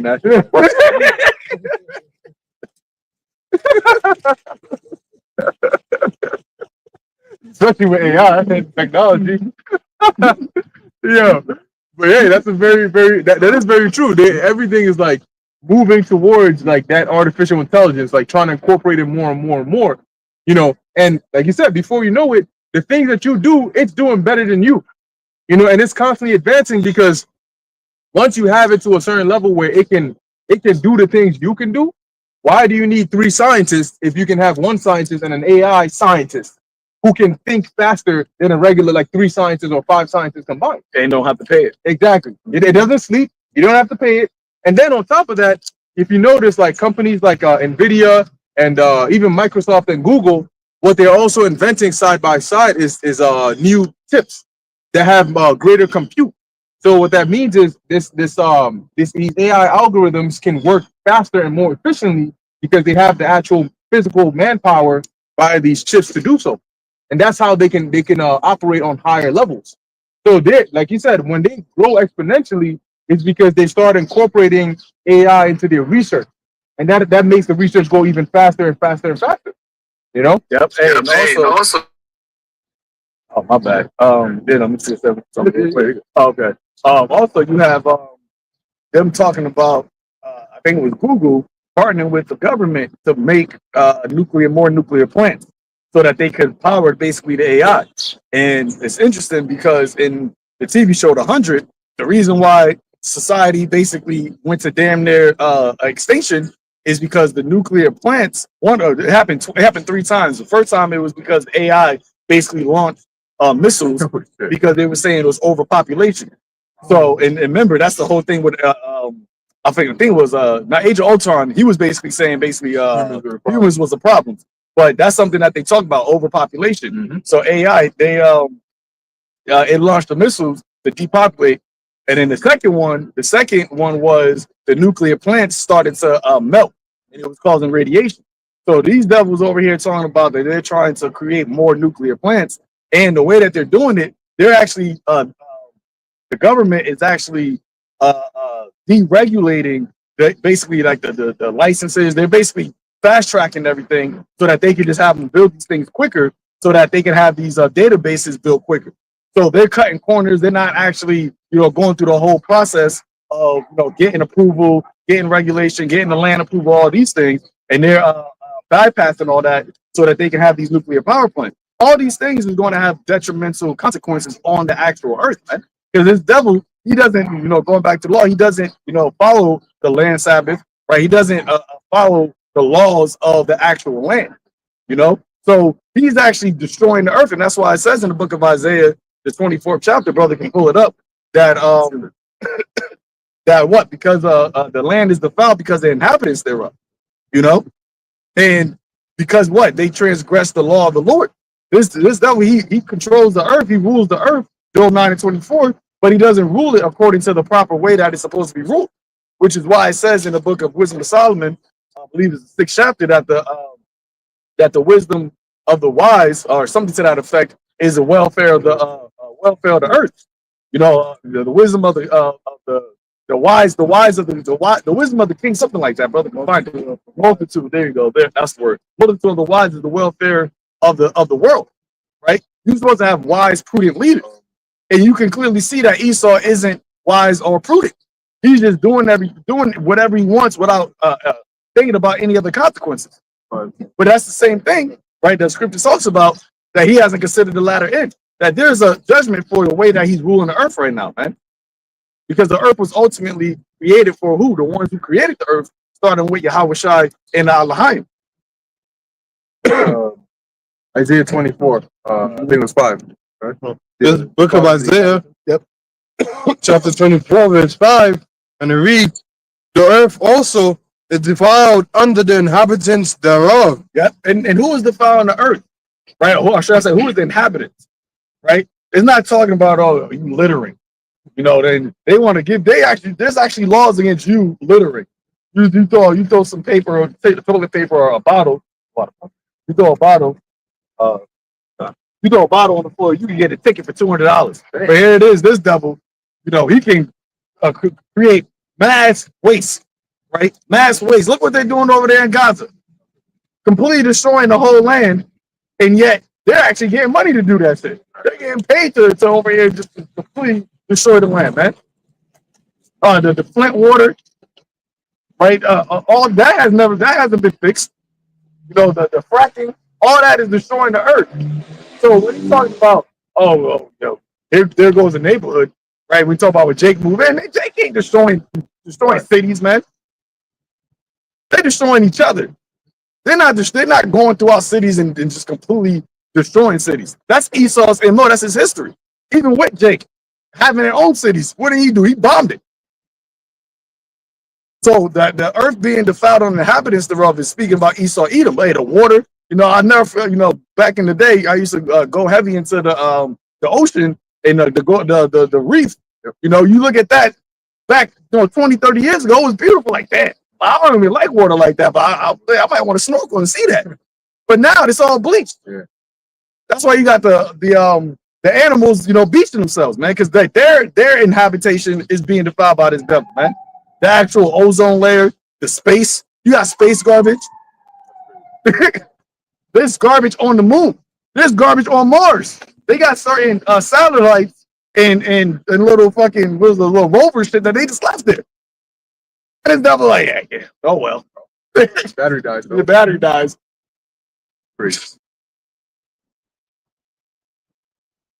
Because they have transgressed the laws, changed the ordinance, broken the everlasting covenant. There you go. Right? I believe in Daniel, it tells you that he would think to change the laws in time. So that's what he's did. Okay? When the Lord set up Adam to be in the garden, he was what? He was basically to take, he said what? I forgot the word he used. But basically he was supposed to be the one to take care of that, man. Which really, you know, speaking about the area, the temple. Right? He was supposed to actually, you know, cultivate it to make it fruitful. The Lord is about Was the word dress it, to dress the earth? Was it? Yeah. You probably go into that word meaning, but yeah, the Lord is about the multiplying and fruitfulness, man. In Esau's kingdom, everything is a scarcity. Why do you think people panic by when shit happens? Because they already know, like, yeah, there's not that much of this anyway. So let me buy enough so that when something happens, I can have enough. And that's the mindset of Esau, just hoarding everything to himself. It tells you that he heap treasures into himself. There's a little more on that. Therefore, the verse is finished for me. Yeah. Verse 6. Therefore have the curse devoured the earth, and they that dwell therein are desolate. Therefore the inhabitants of the earth are burned, and few men left. Yeah, it said what? That the earth, the curse devoured the earth. And who are the people of the Lord's curse? Esau, Edom. And he has the fatness of the earth, and he didn't do anything good with it. When the wicked are in authority, the people mourn. And that's what you see happening right now, man. So there's going to be a whole shift, a new government on the earth, and that's where you're going to have actual life. You know, after that 1,000 years of putting the laws into the people, having them understand the ways. I put together. Like that way, man. It's crazy.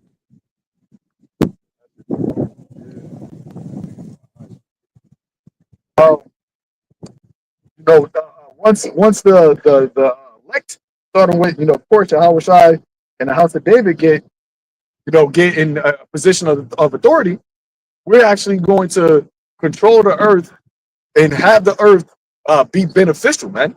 They go back to what? A paradise, Eden again. But this right here, man, this is completely, when you come out of Babylon, I just came back. When you come out of Babylon, you go to other countries, you can even see it just a little bit. How over there is just better, man. The food quality is better. The drinks, they actually have your drink isn't when you get orange juice or strawberry juice, it's not strawberry flavored, right?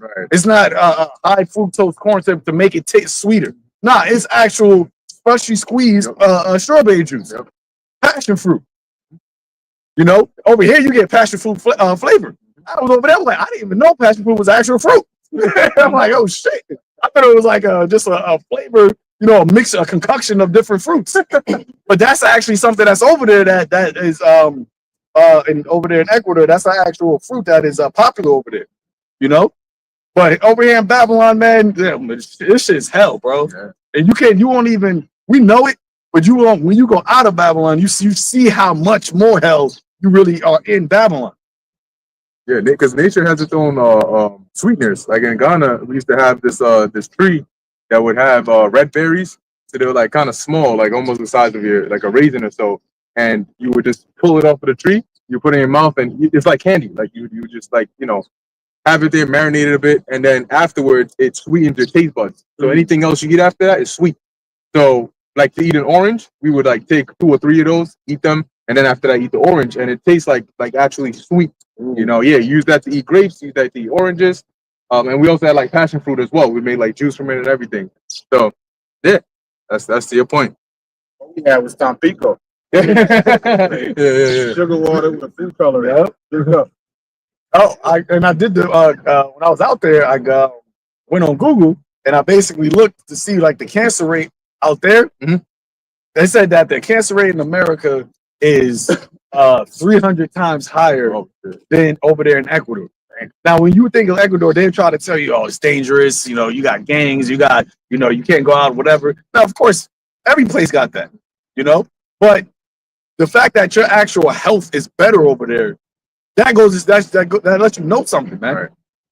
And it's because over here, Esau will tell you, oh, yeah, we got natural stuff too, but then they'll charge you crazy amount. I got, strawberry drink over there for, I think that shit was like $1.50.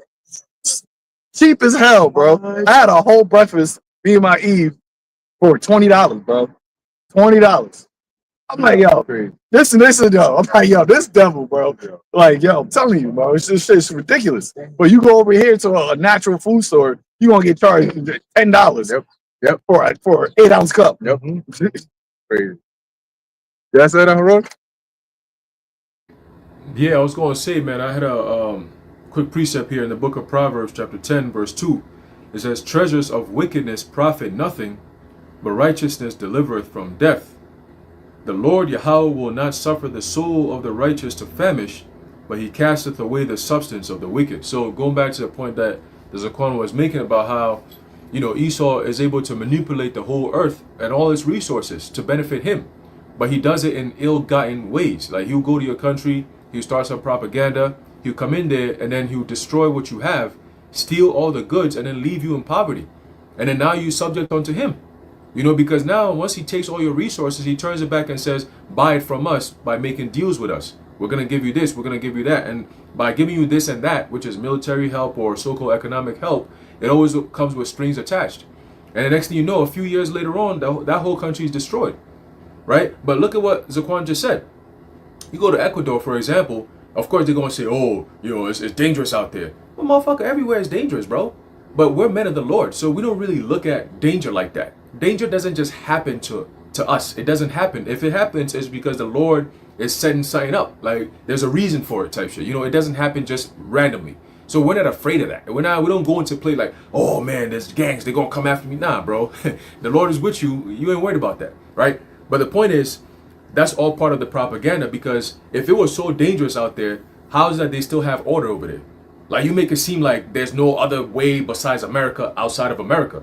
Like there's people out there, there's civilization, there's culture, like there's actual hospitality, there's life. You know what I'm saying? There's people who actually think and behave like human beings, unlike here in this Babylon crazy ass psychiatric ward, right? So you mean to tell me that a brother could go to a different country and enjoy life completely different? The air is different, the water different, the food is different, the people are different, the energy is different, the earth is different, right? Everything is different. And then you come back here, you tell me, oh, America is the way it's supposed to be. Come on, man, stop playing. All right? But see, the Lord has blessed us with the ability to see these things for what they really are, right? Because for so long, like Zaquan was saying, last time we spoke, he was even saying that Jake don't get to travel. Jake don't get to experience outside of Babylon. So to Jake's mind, this is all there is, you know? But you wait till you go into different countries, man, and you get to see different lifestyles out there. You be like, oh shit. Then you really start to hate Esau. I saw this video of this Jake who went to DR. I think he went there for like a week or so. And when he got there, he's like, yo, what? Like, yo, he in the pool. Like, this guy works a regular job, like a warehouse job type shit. You know, he's not even making that much money. He got to stress every day, wake up mad early, go work these crazy ass hours, right? And then he goes to DR and he's being treated like a king. He got all these women around him. You know what I'm saying? He got food being served, water, drinks, all these different things. And he's enjoying it. And then he finally gets coming back to Babylon and the nigga got tears in his eye and shit. I said, damn, this is real hell, bro. You know? He's coming to the airport. He's like, man, I want to go back to DR. Like, he's slamming his luggages around and shit. You know? He's like, I got to come back to this hell shit. Yo, he's mad. You know? But this is why, brother brought out in Hebrews, right? We seek, we're looking for a continuous city. We seek one to come, right? We're looking for that city, that new Jerusalem, man. This is what worth fighting for, because all of this shit stops. You know what I'm saying? Esau destroying the earth, you know, going back to a coral reef example, right? They're literally destroying the whole entire earth, man. You know, literally destroying it, literally physically bombing places, putting damn missiles underwater, right? You got companies that throw waste. When they come into these rural, neighborhoods and stuff, these inner cities, and they pick up your trash, they clear out the sewer and all these different things. They go and dump it into the rivers, into the ocean. Okay? And why are you doing all that? There's different ways to cultivate the earth. There's different ways to clean up the filth that is created by our doings. There's different ways to do it. Rather than polluting space and all this extra shit that they say. That these animals, the ocean life is being destroyed because of all these filth and chemicals that's being poured into the ocean, man, on a daily basis. All right, we're talking about millions and billions of gallons a day from these stupid ass corporations, man. All right, and then they turn around and they say, "Oh, global warming is being caused by humans' activity." No, it's being caused by these major conglomerates, man. These huge corporations that all they care about is money. That's what's causing all this shit. All right. So for Gil Bates to come up and say, "Oh, in order to cut out the carbon, we're gonna have to cut down trees," nigga, are you stupid, bro? The trees were created so it could suck up the carbon, bro, and give us oxygen. So no, you're gonna destroy the trees that's supposed to do the basically the lungs of the earth. You're gonna take that away.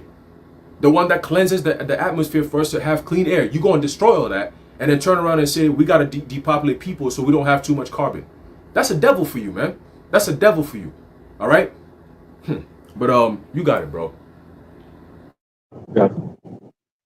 Revelation 11 and 18. That's good. And the nations were angry, and thy wrath is come, and the time of the dead, that they should be judged, and that thou shouldest give reward unto thy servants the prophets, and to the saints, and them that fear thy name, small and great, and shouldest destroy them which destroy the earth. When you go into the word for destroy there, it could also be corrupt, because that's part of what they do. They're corruption. The mindset is where it begins, because when you have a mindset of capitalism, that's a part of their wine. Capitalism means by any means acquire wealth. By any means get more coins unto yourself. That means you don't care about what happens to the environment. You don't care what happens to animals. You don't care what happens to people. That's just complete gluttony. And this is the doctrine that has been spread throughout the whole earth. That's why China's polluted. That's why it says, Asia, thou art partaker of Babylon. Paraphrasing it. Because they're doing the same shit. That same mentality of Esau has spread throughout the world. So now the nations, they're following that. But now they're seeing that they got a raw deal. There's so much pollution in some of those Chinese cities. The small alone, you can get sick from it. If you just go and if you were to take us from here to there, some of those cities are even more toxic than Babylon. They don't even have no regulations. It's so much smog that it basically blocks out the sun. Yeah, some of those cities, just like it's always just foggy, and you would think it was like, oh, it's just a foggy day. Like, nah, that's just straight pollution, man. That they're just inhaling over and over. But also, when you go into that word "destroy," one of the definitions it says to pervert. And when you go into pervert, it says to alter something from its original course, meaning or state to Salakia.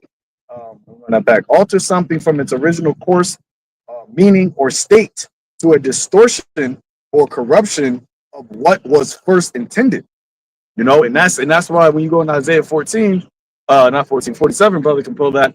It says what? That wisdom and your knowledge has perverted you, right? So because Esau, he has wisdom and knowledge, but it's on the left hand side, right? It's bizarre. We always say he's the bizarre of Superman. You know?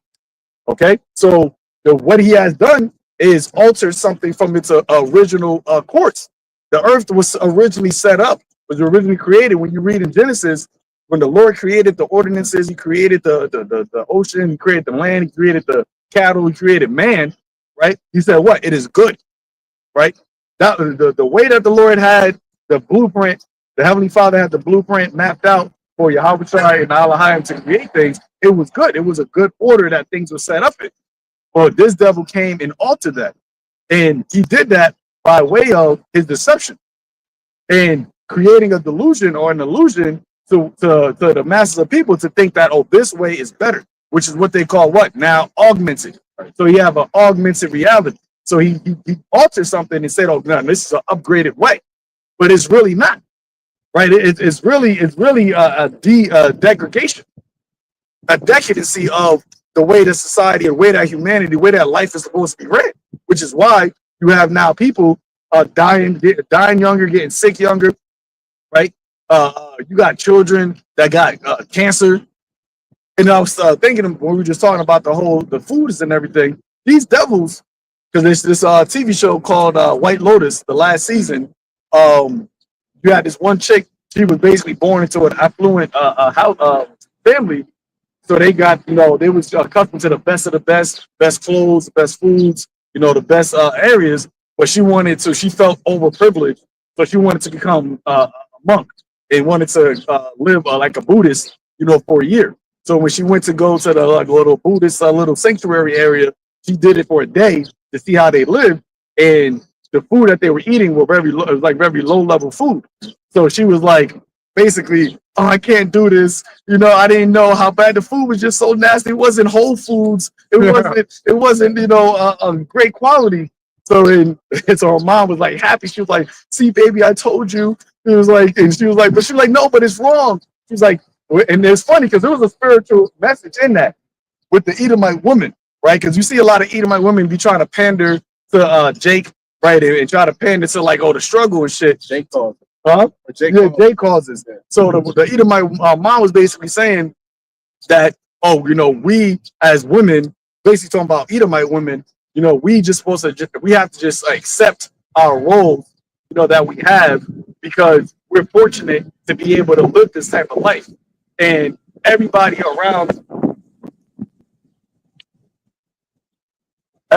the world, they dream of lives that we actually live. And when you look at these Edomites that are high, living on high hog, that's the truth. These other people, they all aspire to be these rich Edomites. And then when you look at the Rothschilds, when you look at even Warren Buffett, why do you think they live so long? They live into their 90s. It's not. You think they they just the greatest fitness people. No, it's because that their actual lifestyle allows them to live longer because they're not eating bullshit. They're eating, as the brother said, they're eating the best of the best foods. And it showed you that in that movie Snowpiercer, the people that was at the front of the train, they were actually eating the foods that were good foods, while the people on the back of the train they had to eat cockroach bars. Right, you should eat the bugs.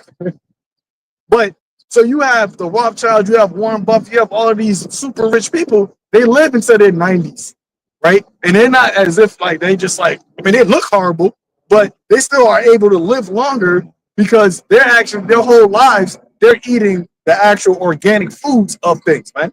They're eating the best meats. They're eating the best fruits. While everybody else, especially with Jake, our lifespans, they say in Babylon, the lifespan of a Jake man, especially a southern kingdom, I think is what, 71, 72. They have the lowest lifespan out of all nations in Babylon. I think after that is what the northern tribe. And then you got the Edom, I think Edom, and then Moab is the top two. Okay. But here it is. So they get to live an extra 20 years, right? And it's not as if, like, once again, they're doing something differently as far as the genetic makeup. It's because we're underneath the curses and we are living in the worst condition. So we're getting the worst quality of food. We're getting the worst quality of water. We're living in the worst neighborhoods, which that brings stress, which stress is a silent killer. So all these things was institutionally set up for Jake to be in this horrible condition. Then we get into worse education so that our people don't even have the mindset to be able to say, you know what, let me not eat this way, or let me try to live a better way. Okay, and then they're overly worked, so it's like you don't even have time to actually cook your own food. So they put all these fast food restaurants, they put the Chicken Shack, they put the tiny spot in the Black Jake neighborhoods, and then they're just profiting off of Jake, and that goes into the parable of what the Lazarus and the rich man and the dog licking the wounds. So you can clearly see that this society is set up against us, man. So there's no way in hell that you're supposed to be in that mindset of 20 and 30 years left. Right. You don't want Jake to live. If you saying that, man, you don't care about Israelites if you thinking 20, 30 years from now, man, or 1,000 years from now. Got it good though. Chilling. But he's for the community though. Right. He's for the community, but you want to let Jake to live in Babylon for another 30 years, man. Wicked. I had a precept for you when you mentioned what that Edomite woman said. This is Psalm chapter 73, verse 3. For I was envious at the foolish when I saw the prosperity of the wicked. But there are no bands in their death, but their strength is firm. They are not in trouble as other men, neither are they plagued like other men. Yep. And when you look at Edomites, man, Edomites don't have that same mindset of danger. They don't think about when the cops roll by the flashing lights. They don't get that little shit. Be getting scared for no reason. You go on the speed limit. You ain't do shit. You got the seatbelt on. You checking, making sure you got the seatbelt on, doing everything. Like what? Yeah. But they're not, like you said, they're not in trouble as other men. When they go to other countries, they're not afraid. Because they're in the best of the best places. They actually have the other countries have like bodyguards, follow them, or the resorts that they stay at is like a small little compound. You got guns and shit like, yo. But when you go there, when Jay go there, you can't afford that. So you got to go to like find the best of the worst. Right. Great job, man. Hey, but that's why. But you know what? The Most High set it up that way because, like you said, this society is directed against Jake. And that's because the Most High set it up that way. Because really, this is supposed to be a captivity of Israel. And that's supposed to be a punishment of Israel. That's why the Lord has it to where these nations, starting with Esau, Edom, do everything in their power. All of their new policies are all against Jake. Like I mentioned before, I have yet to see a Moabite go through the court about baby mama paying child support and doing all those things. I'm yet to see that. I'm yet to see Moabite having to deal with first of all, I mean. In the movies, I've seen an obese Moabite, but in real life, I don't even remember the last time I saw a fat ass Moabite. Like a Buddha looking type dude. You know, they like they don't do those kinds of things. You know, and the things that trouble us that we complain about, they don't complain about those things because it doesn't affect them. You know, they can have shops in these like whack ass trash neighborhoods and they're good. You go in there and that Moabite is always in there. You know, old ass Moabite always in there, quietly doing his thing. That's because all that money they make when they go back home to their area, they have like some of them own businesses, corporations, you know. And how they do that? They come over here or they go to some of these countries. Haran was even telling me what they'll do is like as students, if they're in college, they'll get like 7 to 10 of them renting out one apartment, and they're only at home when they need to sleep. They'll be at like a cafe doing their tech stuff or whatever, and they're like, yo, if an apartment is $2,000 a month and there's like 10 of us, I'm paying like what, a couple hundred, and I'm saving a majority of my money. We put together money, we buy groceries, eat freaking ramen noodles. You know, you finish your 4 years and dude is amassed mad wealth. You know, and so by the time he goes back, he's good. He's putting in investments here over here. They're creating startups. When you look at these founders, it's Edomites or Moabites, all right, or maybe an Elamite here and there. You ain't seen Jake over there. And when you also go into when they come over here, they get tax exemptions too. You know, India and America set up a pact to where any of Indians that come over here for work, when they get those I forgot what it's H-2B visas, they get tax exemptions to where you don't have to pay federal income tax. So the money that you're making, you know, when you got that contract work, they actually get paid more for contract work. So they're getting you know, $120,000, $150,000, $180,000 all gross, man. And where I used to live, most of the people that was there, because I was even talking to the managing property manager or whatever, because they had raised my rent like fucking $1,000. I'm like, yo, why you raising my rent $1,000? And it was like, you know, it's because the people, no, it's the media, it's the income that is around here, and the people that are coming here, they actually are contract workers, so they only you know, getting an apartment for a year or two, and they got mad money because it's contract work, so they're able to pay $3,000, $5,000, and because it's a privately owned company, there's no rent there's no rent stabilizer. So like my neighbors, none but Ishmaelites, not Ishmaelites, Moabites, Ammonites, and some Elamites, they got fucking Ferraris, they got Porsches, Lamborghinis.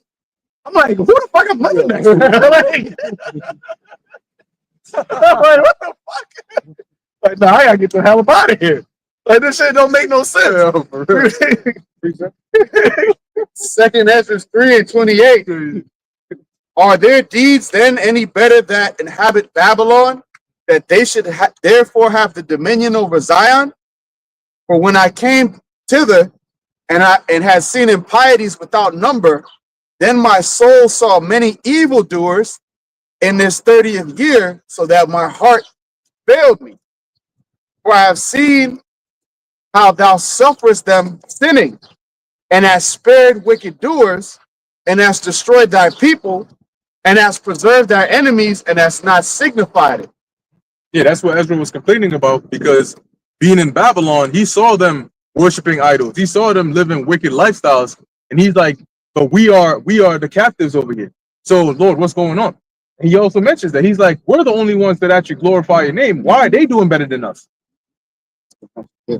31st verse. I do not remember how this way may be left. Are they then of Babylon better than they of Zion? Or is there any other people that knoweth thee beside Israel? See, and really, when you look, that's why knowing your history and knowing who you are is important. Because that first part, if you didn't know that you were Israelite, that's why you got a majority of Jake that think that they are supposed to be at the bottom, that they are the lesser of the nations of people, right? That they esteem these other nations as being, oh, you know, the Chinese, they're so smart. Oh, you know, Esau, man, he knows his business. He knows all these things because it's really because of what the Lord did, that he put us low and he put them, and that was part of the curses. That the heathen that should be around about you should get up very high and you should be very low. But when you That's why going back to I think Psalm 73, where it says that I didn't understand this until I went to the sanctuary of the Most High. When you go back to the scriptures, then you're able to put the whole pieces of the puzzle together. Then you're able to understand, like, oh, okay, we actually really are the Lord's chosen, clearly, but we fucked up. And that's why I think of Micah said, I shall bear the indignation of the Lord because I have transgressed. That's what we're doing now. And we understand, like, we fucked up. Lord, we're sorry. Forgive us. Let us turn back into you. And we're going to bear this indignation until you have mercy upon us. And we know you're going to have mercy upon us because you said you're going to have mercy upon us. And you sent Yahweh Shai to be the mercy for us, man. So everything now we're seeing this play out to the point where, okay, now we just need to have patience and wait on the Lord. And he's going to flip everything. And that flip is going to be the craziest flip that any writer, director, movie is going to be so far beyond anything, man. When you get the actual these niggas ruling the earth, like you think about like these niggas, huh? Who? The craziest plot twist ever, man. But that's what these people are not looking. That's why they can laugh at us, they can mock us, they can scoff us, because they're like, there's no way in hell y'all niggas gonna be it. But shit, China gonna get it before y'all. That's how you know Jake is finished, because you really think Moab and Elam are over you? That they smarter than you? They're not all they cracked up to be. They're just good at regurgitating Esau's bullshit in these schools, man. That's what they're good at. Look at them industrial accidents, man. When they go, they be dying in some fucked up, funny ass ways, man. Because they stupid as hell. When that juice came out, they was the first ones lined up. They ain't as smart as they cracked up to be. You know? They had in India, they have a shit throwing contest for their idol. Yep. How the fuck is this people better than you? But Jake has such low self-esteem. Big chunks of dookie just chucking it, bro. And this is the people, Ishmael, they be doing the thing where they cut themselves, which is what the worshippers of Baal did back when Elijah was going against them. So they're not what they cracked up to be, but you've been brainwashed and you've been on the bottom for so long, you really think they're better than you. They're not better than you. It's because Jake has been dumbed down. So it gives the appearance as though they are smarter. But that really goes to show you the level that we were really on. Because if you look at them today, you're like, yo, these guys, they running through them calculus classes and shit, light work. And you're like, damn, I'm struggling on here just to pass algebra. But you know that in past times, you were far above them. Which goes to show you, like the Zaquan said, when you go back to the scriptures and then you realize, oh, this is why I'm going through this. Really, you rejoice. Because you rejoice, obviously not because you're going through it, but because the fact that you're going through it is a sign that you are a part of the Lord's chosen people. So it confirms, okay, the Lord is dealing with me, and that's why I'm here. I'm just not in my best state right now. That's why this is the case that's going on. But you have a lot of Israelites that as the scriptures say, they suffered not their body to be put in graves because they never actually educated Israelites on who they actually were and why they were in this condition that they were in. So that's why the scriptures say that Jake never really had rest. They always thought like, damn, like something is wrong with me just because of the way I look, or just by being born an Israelite, I'm already at the bottom. I'm starting off, with a handicap just because. So they thought that their melanin was bad. They thought their woolly hair was bad because the master was like, don't do it. So they'll go and buy freaking curling irons to straighten their hair. Meanwhile, it's really in the West Africa, they be making some wild inventions, man. Like Babylon is really the problem. Because when you come here, you become corrupted. And it's like they constantly dumbing you down. They shooting you up with all types of poison from the time you're born, and that fucks up your brain. And who's the one that's getting it the most? Us. They push that shit on us the most. They use us as a test. That's why you think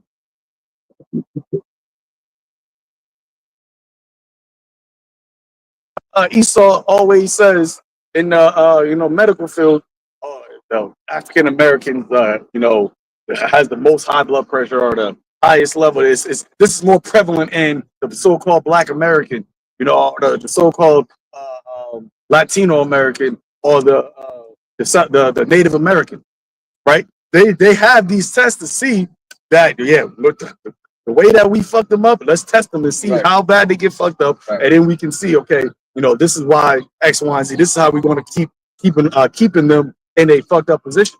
Because when your body is messed up, then you don't really your body, your mind, your soul, spirit, all that's going to be intertwined, man. You know, if when you work when you feel good physically, you're gonna feel good spiritually, and vice versa. But Esau, he uses that witchcraft to have our people in a fucked up position all around. So to where now they're not even thinking about a way to get higher spiritually. They're like their only concern is like, yo, how can I get out of this like the crabs in the bucket? How can I get out of this bucket? And then you got Esau, you know, dangling some meat, or, you know, hey, this is how you get out of it. This is how you're gonna come out, and you're never gonna reach that for itself. So now Jake is in their mindset. I just want to sit at the table. Right. I just want to see that. That's my way of getting out of this condition. Crazy. Going back to 2 Ezra 3:32, or is there any other people that knoweth thee beside Israel? Or what generation have so believed thy covenants as Jacob? Now think about that. That's all the way from, you know, especially, you know, slavery, but even up until this time. What people are so inclined to go into the Holy Bible, even though majority of our people don't have a clue how to interpret it, but it's our people that are the same, the ones that are so connected to this book, man. Got the zeal. That got exactly, they have the zeal. Nobody else. And when you want to go into the actual truth of the scriptures, who else doing it? Right. Who else is bringing out the actual name of the Heavenly Father Yahweh and His Son Yahweh Shai? You got no other nation doing that, man. No, every other nation that goes in the Bible, they call it on Jesus Christ. Yep. And they're singing the same doctrine of Esau Edom. But it's actually there's nobody else in the world that is calling themselves the Hebrew Israelites, because them rats over there don't even call themselves Israelites. They call themselves the Israelis. Yeah. And their book, they go into the Talmud more than they go into the scriptures. So you got nobody else on the planet Earth that is doing what we're doing right now, man. Standing up for the righteousness of Yahweh Ba'ashem Yahweh Shai. So that's why the scripture says that they shall be behold, I and the children that whom are with me are for a sign. We're the actual sign that we are the Israelites. Right. And that became a problem now, which is why you have all this commotion with trying to come up against the Hebrew Israelites. Because the one thing that this devil doesn't want, and these other nations, is for the Israelites to remember themselves. Right. Because when we remember ourselves, we will remember who you are. And then that's going to be not good. That's not going to be good news. They got to the point where the small hats are discrediting the Bible. But where does the concept of being a chosen even originate in the scriptures? But then they'll say, yes, we believe we are those people, but we don't subscribe to what's written in the book. Make some damn sense.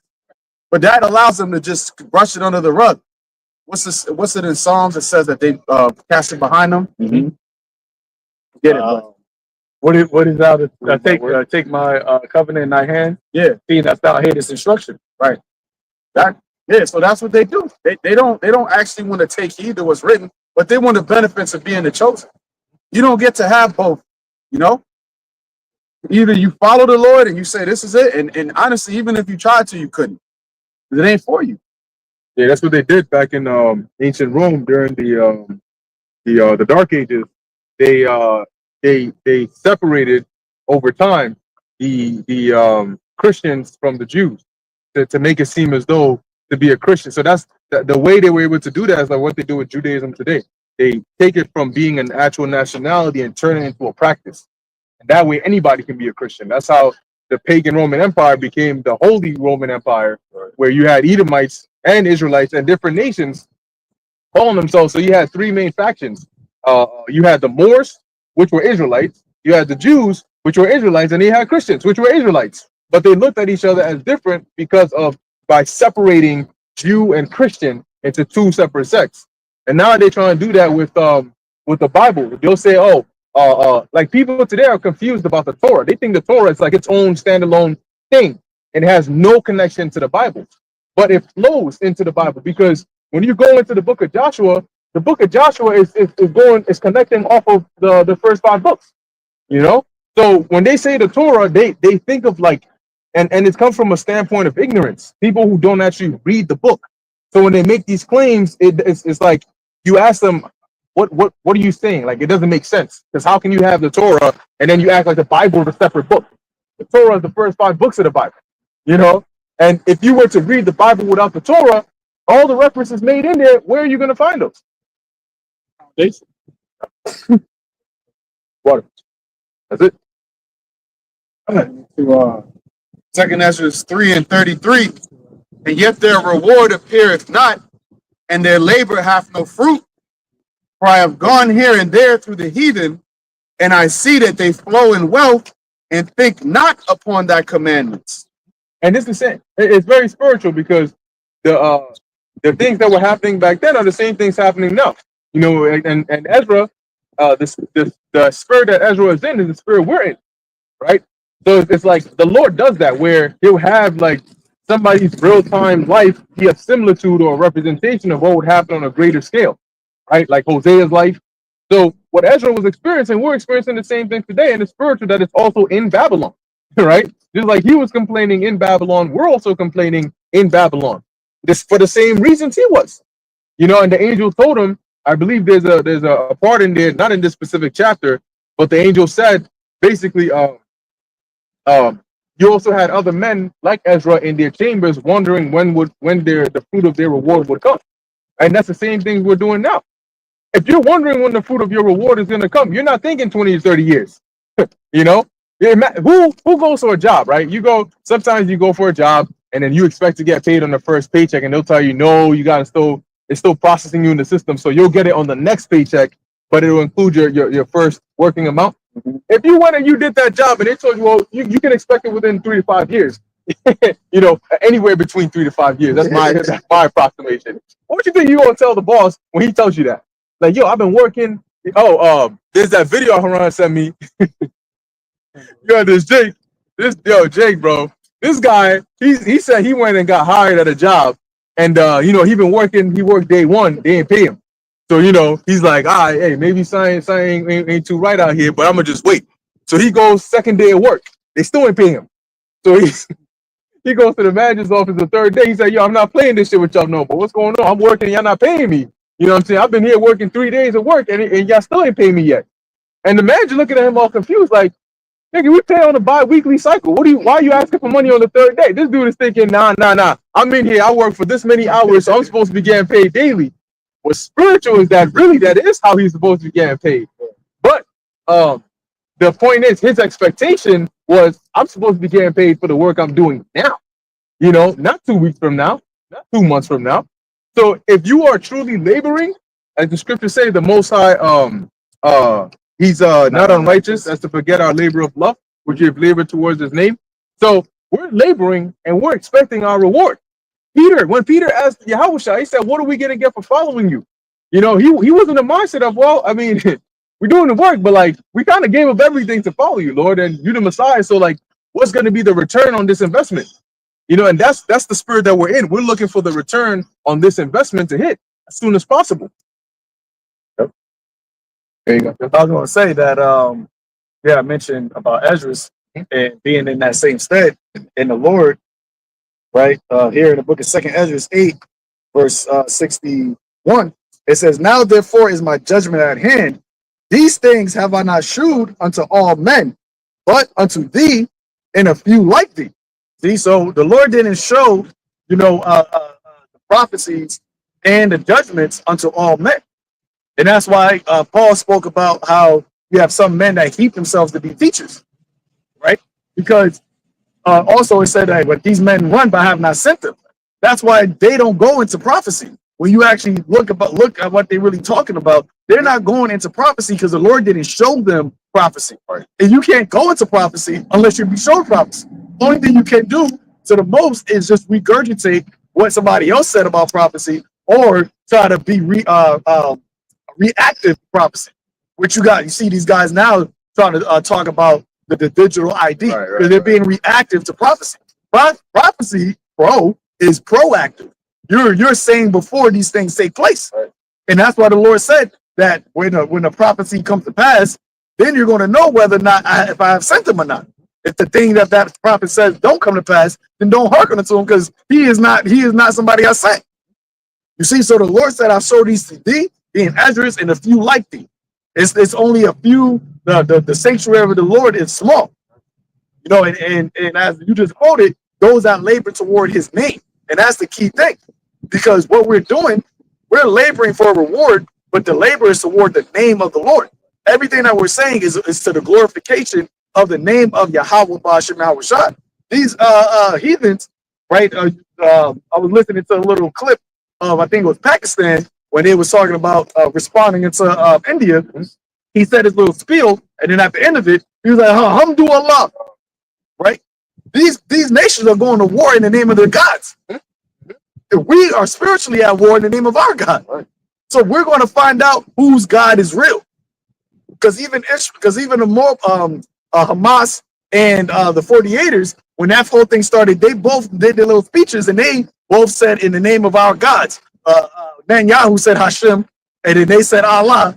That we're going to defeat them. We're going to defeat them, because that lets you know that there is still a spiritual connection that people know, or should I say, the people on the earth, right? They do things in the names of their gods. The idols have always been there, even in the ancient times, right? When you had in the book of Nebuchadnezzar, right? He was to do what? Worship his God. And it was that dragon in the bell in the dragon? That was an idol that the heathens believed was real and wanted Jake to worship. So right now, the same thing, 2025, these heathens are making moves, going to war in the name of their gods, but you can clearly see that Allah ain't coming through for them, man.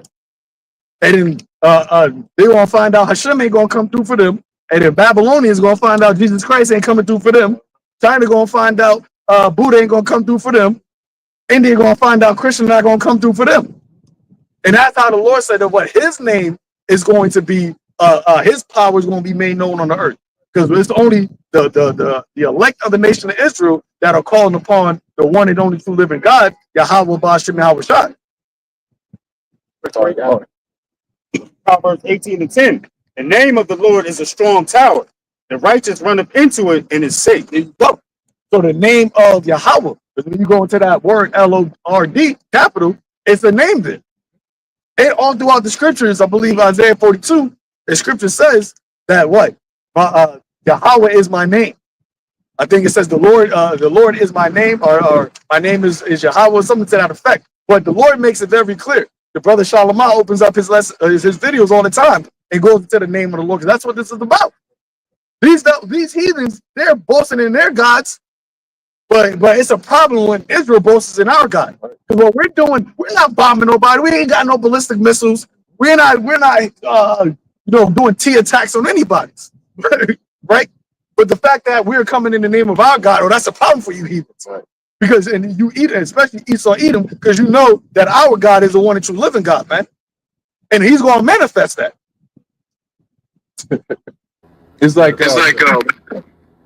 I got you. Right. It's like everybody got toy guns, but we the only ones with a real gun. So whenever we grab our shit, it's a problem. And everybody else is, oh, it's fine. You can't do that over here. You can't do that over here. You got it, bro. Hey, that also proves to you that we are actually the true children of the Most High. Spiritual gun.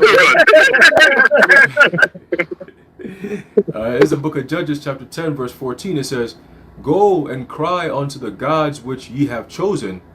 Let them deliver you in the time of your tribulation." Right? So it's the same thing, right? You chose Hare Krishna because you want to be a Buddhist, right? How you a Jake but you a Buddhist? That shit don't make no sense, but alright. And then you got the so-called Christians, and then the Muslims, and so on and so on. You got IUIC teaming up with the Islam church and all that. You know, all this madness stuff. The Lord is saying, go and cry unto the gods which ye have chosen. So those names that you believe in, IUIC calls them Most High and Christ bless. Whoever that is, you're going to have to call upon that God. All right, because vocab try to be slick talking about Bishnei, and then be using, they be talking about Yahushai. They don't use Yahushai. They don't speak the name of Yahushai. All right, because they and I believe through the Spirit that Bishnei indulges in left-handed energy, and that's why it's harder for him now to even utter the names Yahweh Ba'ashem Yahushai. Okay, because that's the only way. You sell out and you engage in that, you know, Kabbalah shit. Yeah, you believe in all kinds of crazy shit, you know, which you got to pledge oaths to be in the police force. So imagine what kind of oaths he's been pledging on the left-hand side, And that's why he can't say the names Yahweh Ba'ashem Yahweh Shai, right? Oh, Most High in Christ bless. Well, the Lord said, go cry unto them gods. Let them deliver you in the time of your tribulation, right? Because you're going to call upon Yahweh Ba'ashem Yahweh Shai because you know that's the true names. But because you want to, do your left-handed deals and shit, you want to say, oh, I'm not going to call upon those names. When the trouble comes from the dealings that you're doing on the left-hand side, right, you're going to call upon the Lord. And that's when we're going to be mocking you because you're not going to get no answers, man. You're not going to get no responses, man. And that's going to be tough, right? Depart from me for I never knew you. You're going to get that in the spirit and in the physical. And that's going to be tough to bear, man. All right. The Lord said what? There shall be weeping and gnashing of teeth. Okay. Seeing men crying because of there's no hope, right? They see all the wickedness that they did is catching up to them, right? All the denouncing of the name of the Lord, cursing Yahweh Ba'ashem Yahweh Shai's men, all these things is all going to come back to you, man. All right. And it's not just them. It starts with them, right? Judgment shall begin in the house of the Most High first. All right, and then on down to the rest of you wicked ass 2/3 doing videos now talking about, oh, these Hebrew Israelites this, Hebrew Israelites that. Okay, go cry unto your gods when the tribulation that the Hebrew Israelites are warning you about start coming. All right, you got it, bro.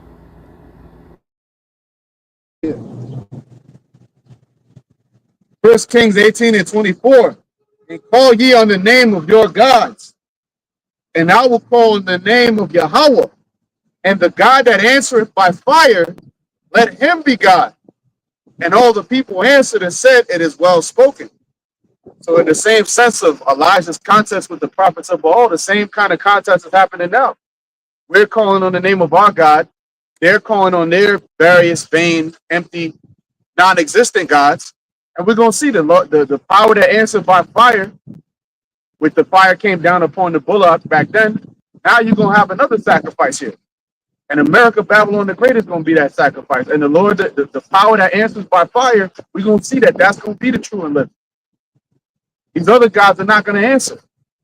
They're going to be on vacation, like Elijah said. They're going to be on vacation. They're going to be chilling, picking their feet up somewhere gone. But Yahweh Ba'ashem Yahweh Shai is going to show up. It's going to be a one-punch knockout, man. Hey, because when you see what's happening in the world, what is being built up? Fire. War brings fire. Right? Hey, Isaiah 9:6, you brother bring that out. Believe it, maybe 6 or 5, right? 5. War now is about fire, man. So when you got these various different wars breaking out throughout the earth, these nations are getting bombed, these people are getting bombed, they're crying to their gods, right? There's Allah help us. Oh. So what did Yahweh Shai say? I've come to send fire upon the earth. And what will I, if it be not already kindled? So the fire is going to get to the point where we're going to be, we're already calling upon our God, right? And Yahweh Shai is actually going to come and deliver us. So he is going to, as you just read in our First King, he's going to answer by fire. The fires that is accumulating on the earth is going to provoke Yahweh to send Yahweh Shai to answer our call for deliverance. But these other nations that are calling upon their gods, and our people that are calling upon these other nations' God, there's not going to be no answer. So now you're going to be consumed by the fire. It's not going to be the bullock that's going to be lit up. It's going to be you. You're going to be the sacrifice. That's why the Lord said, I have a great sacrifice in Basra. That's the people here. You got it. This is Isaiah chapter 9, verse 5. For every battle of the warrior is with confused noise, and garments rolled in blood. Yep. Because in the ancient times, that's how wars were fought for the most part. You watch like Game of Thrones, any old war movie, it was what? Swords, shields, bucklers. Yeah, and the sheen, the garments getting sliced, blood splattering. Show you that in the movie 300. But this one, go ahead. But this shall be with burning and fuel of fire. Burning and fuel of fire. So that's what this war, this great war is going to be about. It's going to be about fire consuming places and specifically and utterly Babylon the Great. So when everybody, and it's funny because like I said, me and a brother was talking yesterday, how these different wars that are starting, right? Like with the Ukraine and Russia, that's been going on for years, right? Hamas and the 48 has been going on for years, right? Pakistan has been in India, that's been happening for 4 days, right? But the Lord said for Babylon the Great, it's going to come in one day. It ain't going, it's not going to be like it's going to be a missile that hit one place and then a couple days later, weeks later, a missile hit New York City. And then, the Lord said, oh, your widowhood and your loss of children is going to happen in one day, man. Yep. To a place that has never seen actual missiles drop on it from an outside enemy. America's never experienced missiles dropping on this place. That's why this place is called it says in her mind that she should be a lady forever. Thou that dwells carelessly. See, when you never experienced war, then you can dwell in that mindset. When you go to the word carelessly, it says safe, secure, or safe. The mindset of Babylonians is that what they're safe here. Even you got the Ishmaelites right here, Ukrainians. You got a lot of Ukrainians that came over to America to try to run from Ukraine because of the war that was happening over there. So they come to Babylon thinking, okay, I'm safe here. You got a lot of Ishmaelites, or not saying Ishmaelites, Elamites, Indians that say, I'm glad that I'm here in America because of what's going on over there in India. But you don't even realize that this is going to be way worse than what's going on over there. Astronomically worse. And they're going to be calling upon their gods to try to save them, but you're not going to have an answer. Nobody's going to answer you because you're calling upon something that is not there. It says in Psalms that all the nations all the nations gods of all All the gods of the nations are idols. all the gods of the nations are idols, but Yahweh Ba'ashem Yahushua made the heavens. And it's interesting too how the Lord is he's the Ancient of Days, right? Yahushua being the first spirit created, but it's as if he's this God that we're calling upon. It seems like it's the newest God that's been on the earth, because you had all the other gods that's been known, or their names been known for generations. But now at the end, the Lord put his name back on the earth. So it's like this is the latest name of a God that's been being spoken about. Right? But it's really the only God. And Yahweh Ba'ashem Yahushua set it up that way, as it is written in Baruch, that in the land of your captivity, you shall think upon yourselves and remember my name. So it really is just a remembrance that it's been happening. It's not as if it's new. Our pure minds have been stirred up to the God of, that's why the scripture speaks about, ask your fathers and they shall tell you, seek ye the old paths. The Lord had it to where in the latter days, we are going back to the beginning, to the one and only true living God. And he has made his name. That's why Yahweh Shai said, what? Glorify thy name. And the voice came and said, I have glorified and I will glorify it again. This is the time right now. The Lord is glorifying his name again.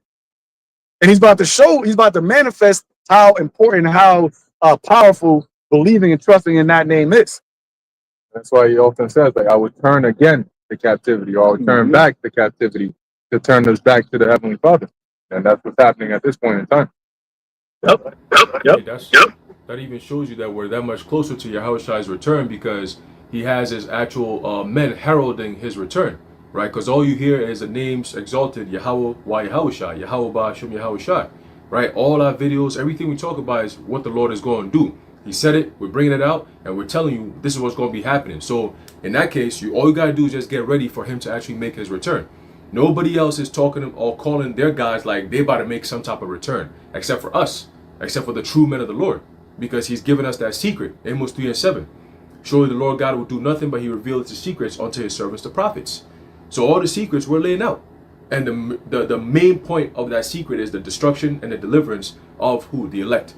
Destruction of this place, the deliverance of the elect, man. And it's going to be done by who? Yahushua. Okay? Yahweh Ba'ashem Yahushua. All right, that's why those names are being exalted, man. He's coming in his glory. All right, you got it, bro.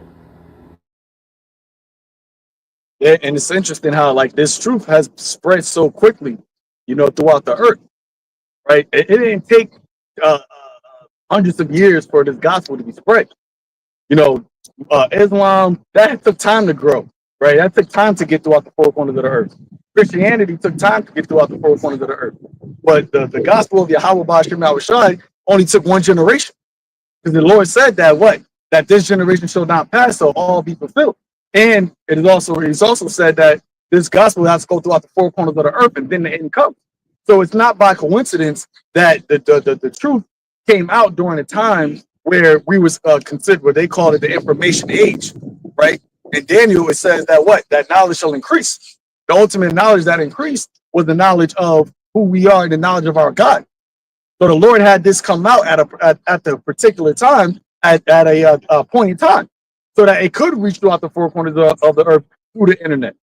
Right? Was that Psalms, I think, 19, where it talks about the line is going out online. So that's why the majority of our ministry is not like how it was back in the times where we would have to go to the chief place of concourse, where we still do. But the majority of people are listening is what? Through the internet. And that is how this devil ultimately is going to, where the Lord is going to cause the devil to cause the word or the family of the word to be had, is going to, because he's going to make it to where we're not able to put up this word throughout the internet. So it's all set up. It's all lined up perfectly, man. But before that happened, the Lord was going to allow his word to go out, which is why he sent out all the prophets, rising up early, constantly bringing out videos. You think about how many Israelite videos that are on the internet comparison to Muslim videos or Ishmael. Remember, those religions been out for hundreds of years. You should have a plethora of Ishmaelite Islam videos and Christianity videos out, but they're not out there like that. Where you can find a lot of Israelite videos, because the Lord did that purposely, man. Because there ain't nobody except the Israelites, the prophets, doing videos daily and multiple times a day. There's nobody else doing that. That's a different energy that the Lord put on the men of the Lord purposely, because this word had to go out throughout the four corners of the earth, and the elect had to be woken up. And we can clearly see that we're at that time, because what is happening in the earth, the prophecy is being fulfilled. No, that's it. Aaron, you got anything? All right. Let's finish it off with Revelation 22. Hold that fast with thou hast. And take that crown. Yeah, because that ultimately, like the Zaquan said, man, and Aharon also mentioned, the Lord is setting everything up nicely. And once all the pieces are in place, he's gonna just flick that domino. He ain't gonna touch anything else. It's all just gonna play out nicely. So right now look. To be honest, this is the one and only time in all of existence that you get to play this role. If you're a prophet of the Lord and you out here, it may feel like it's a long time, but it's really, remember that the kingdom is going to be for all eternity. This is only going to be a single point in time in history that you get to do this. You never get to replay this moment ever again. So while you have the opportunity, while you have the chance, give it your all. Because for all eternity, you will be looking back at how well you did when the Lord put you out there to work for him. And you want to at least say, you know what? Even if I wasn't the greatest, I wasn't the best speaker, I was one who gave it my all every single time. And that's the most I could do. So you know what? I'll take that. You don't want to leave no food on that plate, Right. Because hey, the Lord, like I remember my parents growing up, you couldn't leave the table unless you finished your food. You finished the whole plate. So you leaving food on that plate is a shameful thing. And that's how the Lord's gonna look at it. Like, I gave you ample time. I put you in the vineyard, but I gave you the tools to work. Why haven't you worked? Why am I looking at your work and it's not completed? Right. Yeah. You got it. Yeah. 11. Revelation chapter 22, verse 11. He that is unjust, let him be unjust still. And he which is filthy, let him be filthy still. Yeah, and that's almost rhetorical in a way, because there's nothing we can really do about it. Go ahead. Meaning, so say this, meaning what? That if you see somebody that's all that's wicked, you don't waste your time trying to clean them up. You give them the truth, but if you, and that's the Lord gave us the spirit of discernment to see, like, man, he ain't gonna get it. Right, exactly. He's not gonna, like, really. And I always say, like, IUIC, ISUPK, we don't do videos. I don't do videos expecting them to see our videos and be like, oh, he got me. Right. I'm gonna turn, I'm gonna repent. And I hope that would be the case, but more so it's for the sheep. It's for the elect to not be taken in that snare to go that path. Because you just have it to where the Lord has certain people that are appointed unto disobedience, as Peter said. There's certain people that are just appointed unto disobedience. There's certain leaders that are blind that are going to lead the blind. Our job is to just do what? Just teach the word. And the Lord in spirit, he gathers the elect. That's spiritual that you said, because it's the same thing I do with all my lessons. like this ICK when the guy got pepper sprayed in his eye and all that. I didn't do that because I wanted them to stop. I really did that because just in case any Israelites may watch and say, "Oh, I got pepper spray in my eyes," and all that. It's like, nah, buddy, that's like you got wised up. Like that's not what it's about. Because say the sheep are simple, man. You know, even like you can be over righteous, and we've all when we first came into the truth, we fell victim to that. You know, being over righteous because you think that oh, this is how it's supposed to be done. Right. You know, so you seeing some stupid shit like that now. Like think about that, man. Imagine if we came into the truth like we gotta get pepper spray. Yeah. Like shit. But also it takes the Lord also deals with his elect differently. You're not gonna be driven into that area to where it's like, yeah, I think I gotta go get pepper spray. Right. Like there's something should be in your mind. You're a grown ass 340 buck, and you over here like, yeah, let me go get pepper spray. And you just sitting there. you start that thing, you start crying, bro. Come on, need more water. Like that, nothing in your mind thought like, yeah, nah, this ain't right. What this got to do with salvation? That's all I shall see him. Johanna's there watching. Like, Johanna, you go next. and then you got the dude. I don't know what he was like a therapist. Breathe in, into your nose, out through your mouth. It's about your mind. You know. And I'm like, yo, what the fuck is going on right here? Like, nah, that's some weird. That's some culture. Yeah. Like, that's what that is. That's some culture. You got a whole therapist right here telling you how to operate mentally through this. But yeah, you can't even break down Revelation 13:11. Right. So for all that, it's still gonna get destroyed. Yeah. The Lord gonna come, breathe in through your nose,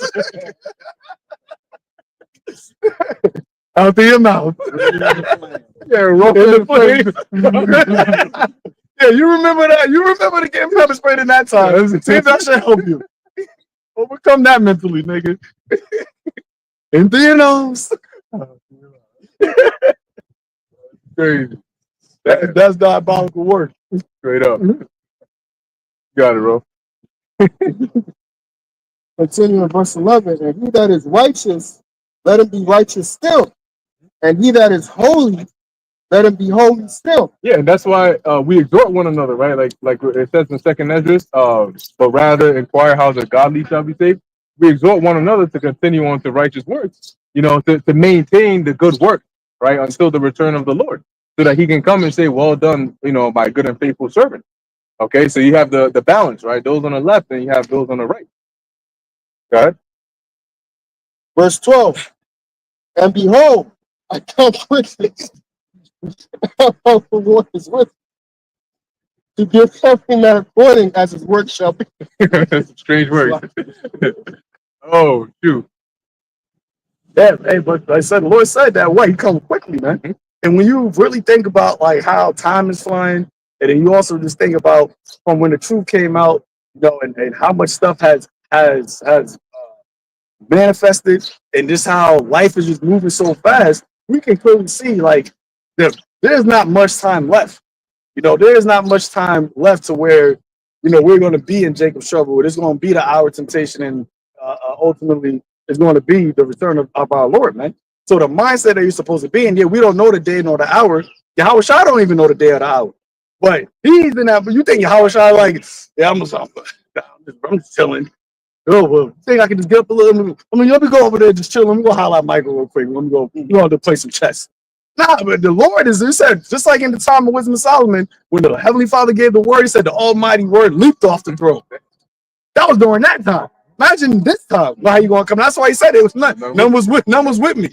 He gonna lead them in the dust, man. And Michael and the angel like, oh, you gotta think about it, man, because the Lord, he can't wait. This is his. And ultimately, he coming to deliver us, man, his brethren. You know? So he said his reward is with him. That is a mindset. We don't get the reward on this side. We get the suffering. The scripture talks about that we are partakers of his suffering, then when we should be partakers of his glory when he returns. Right. That is what we have that faith in, man. And we're going to keep that same steadfastness up until the end. He that endureth until the end. Strive for the truth until death. That is the mindset, man. Isaiah 43 and 13. Yahweh Ba'ashem Yahushua shall go forth as a mighty man. He shall stir up jealousy like a man of war. He shall cry, yea, roar. He shall prevail against his enemies. I have long time holding my peace. I have been still and refrained myself. Now, who is his enemies?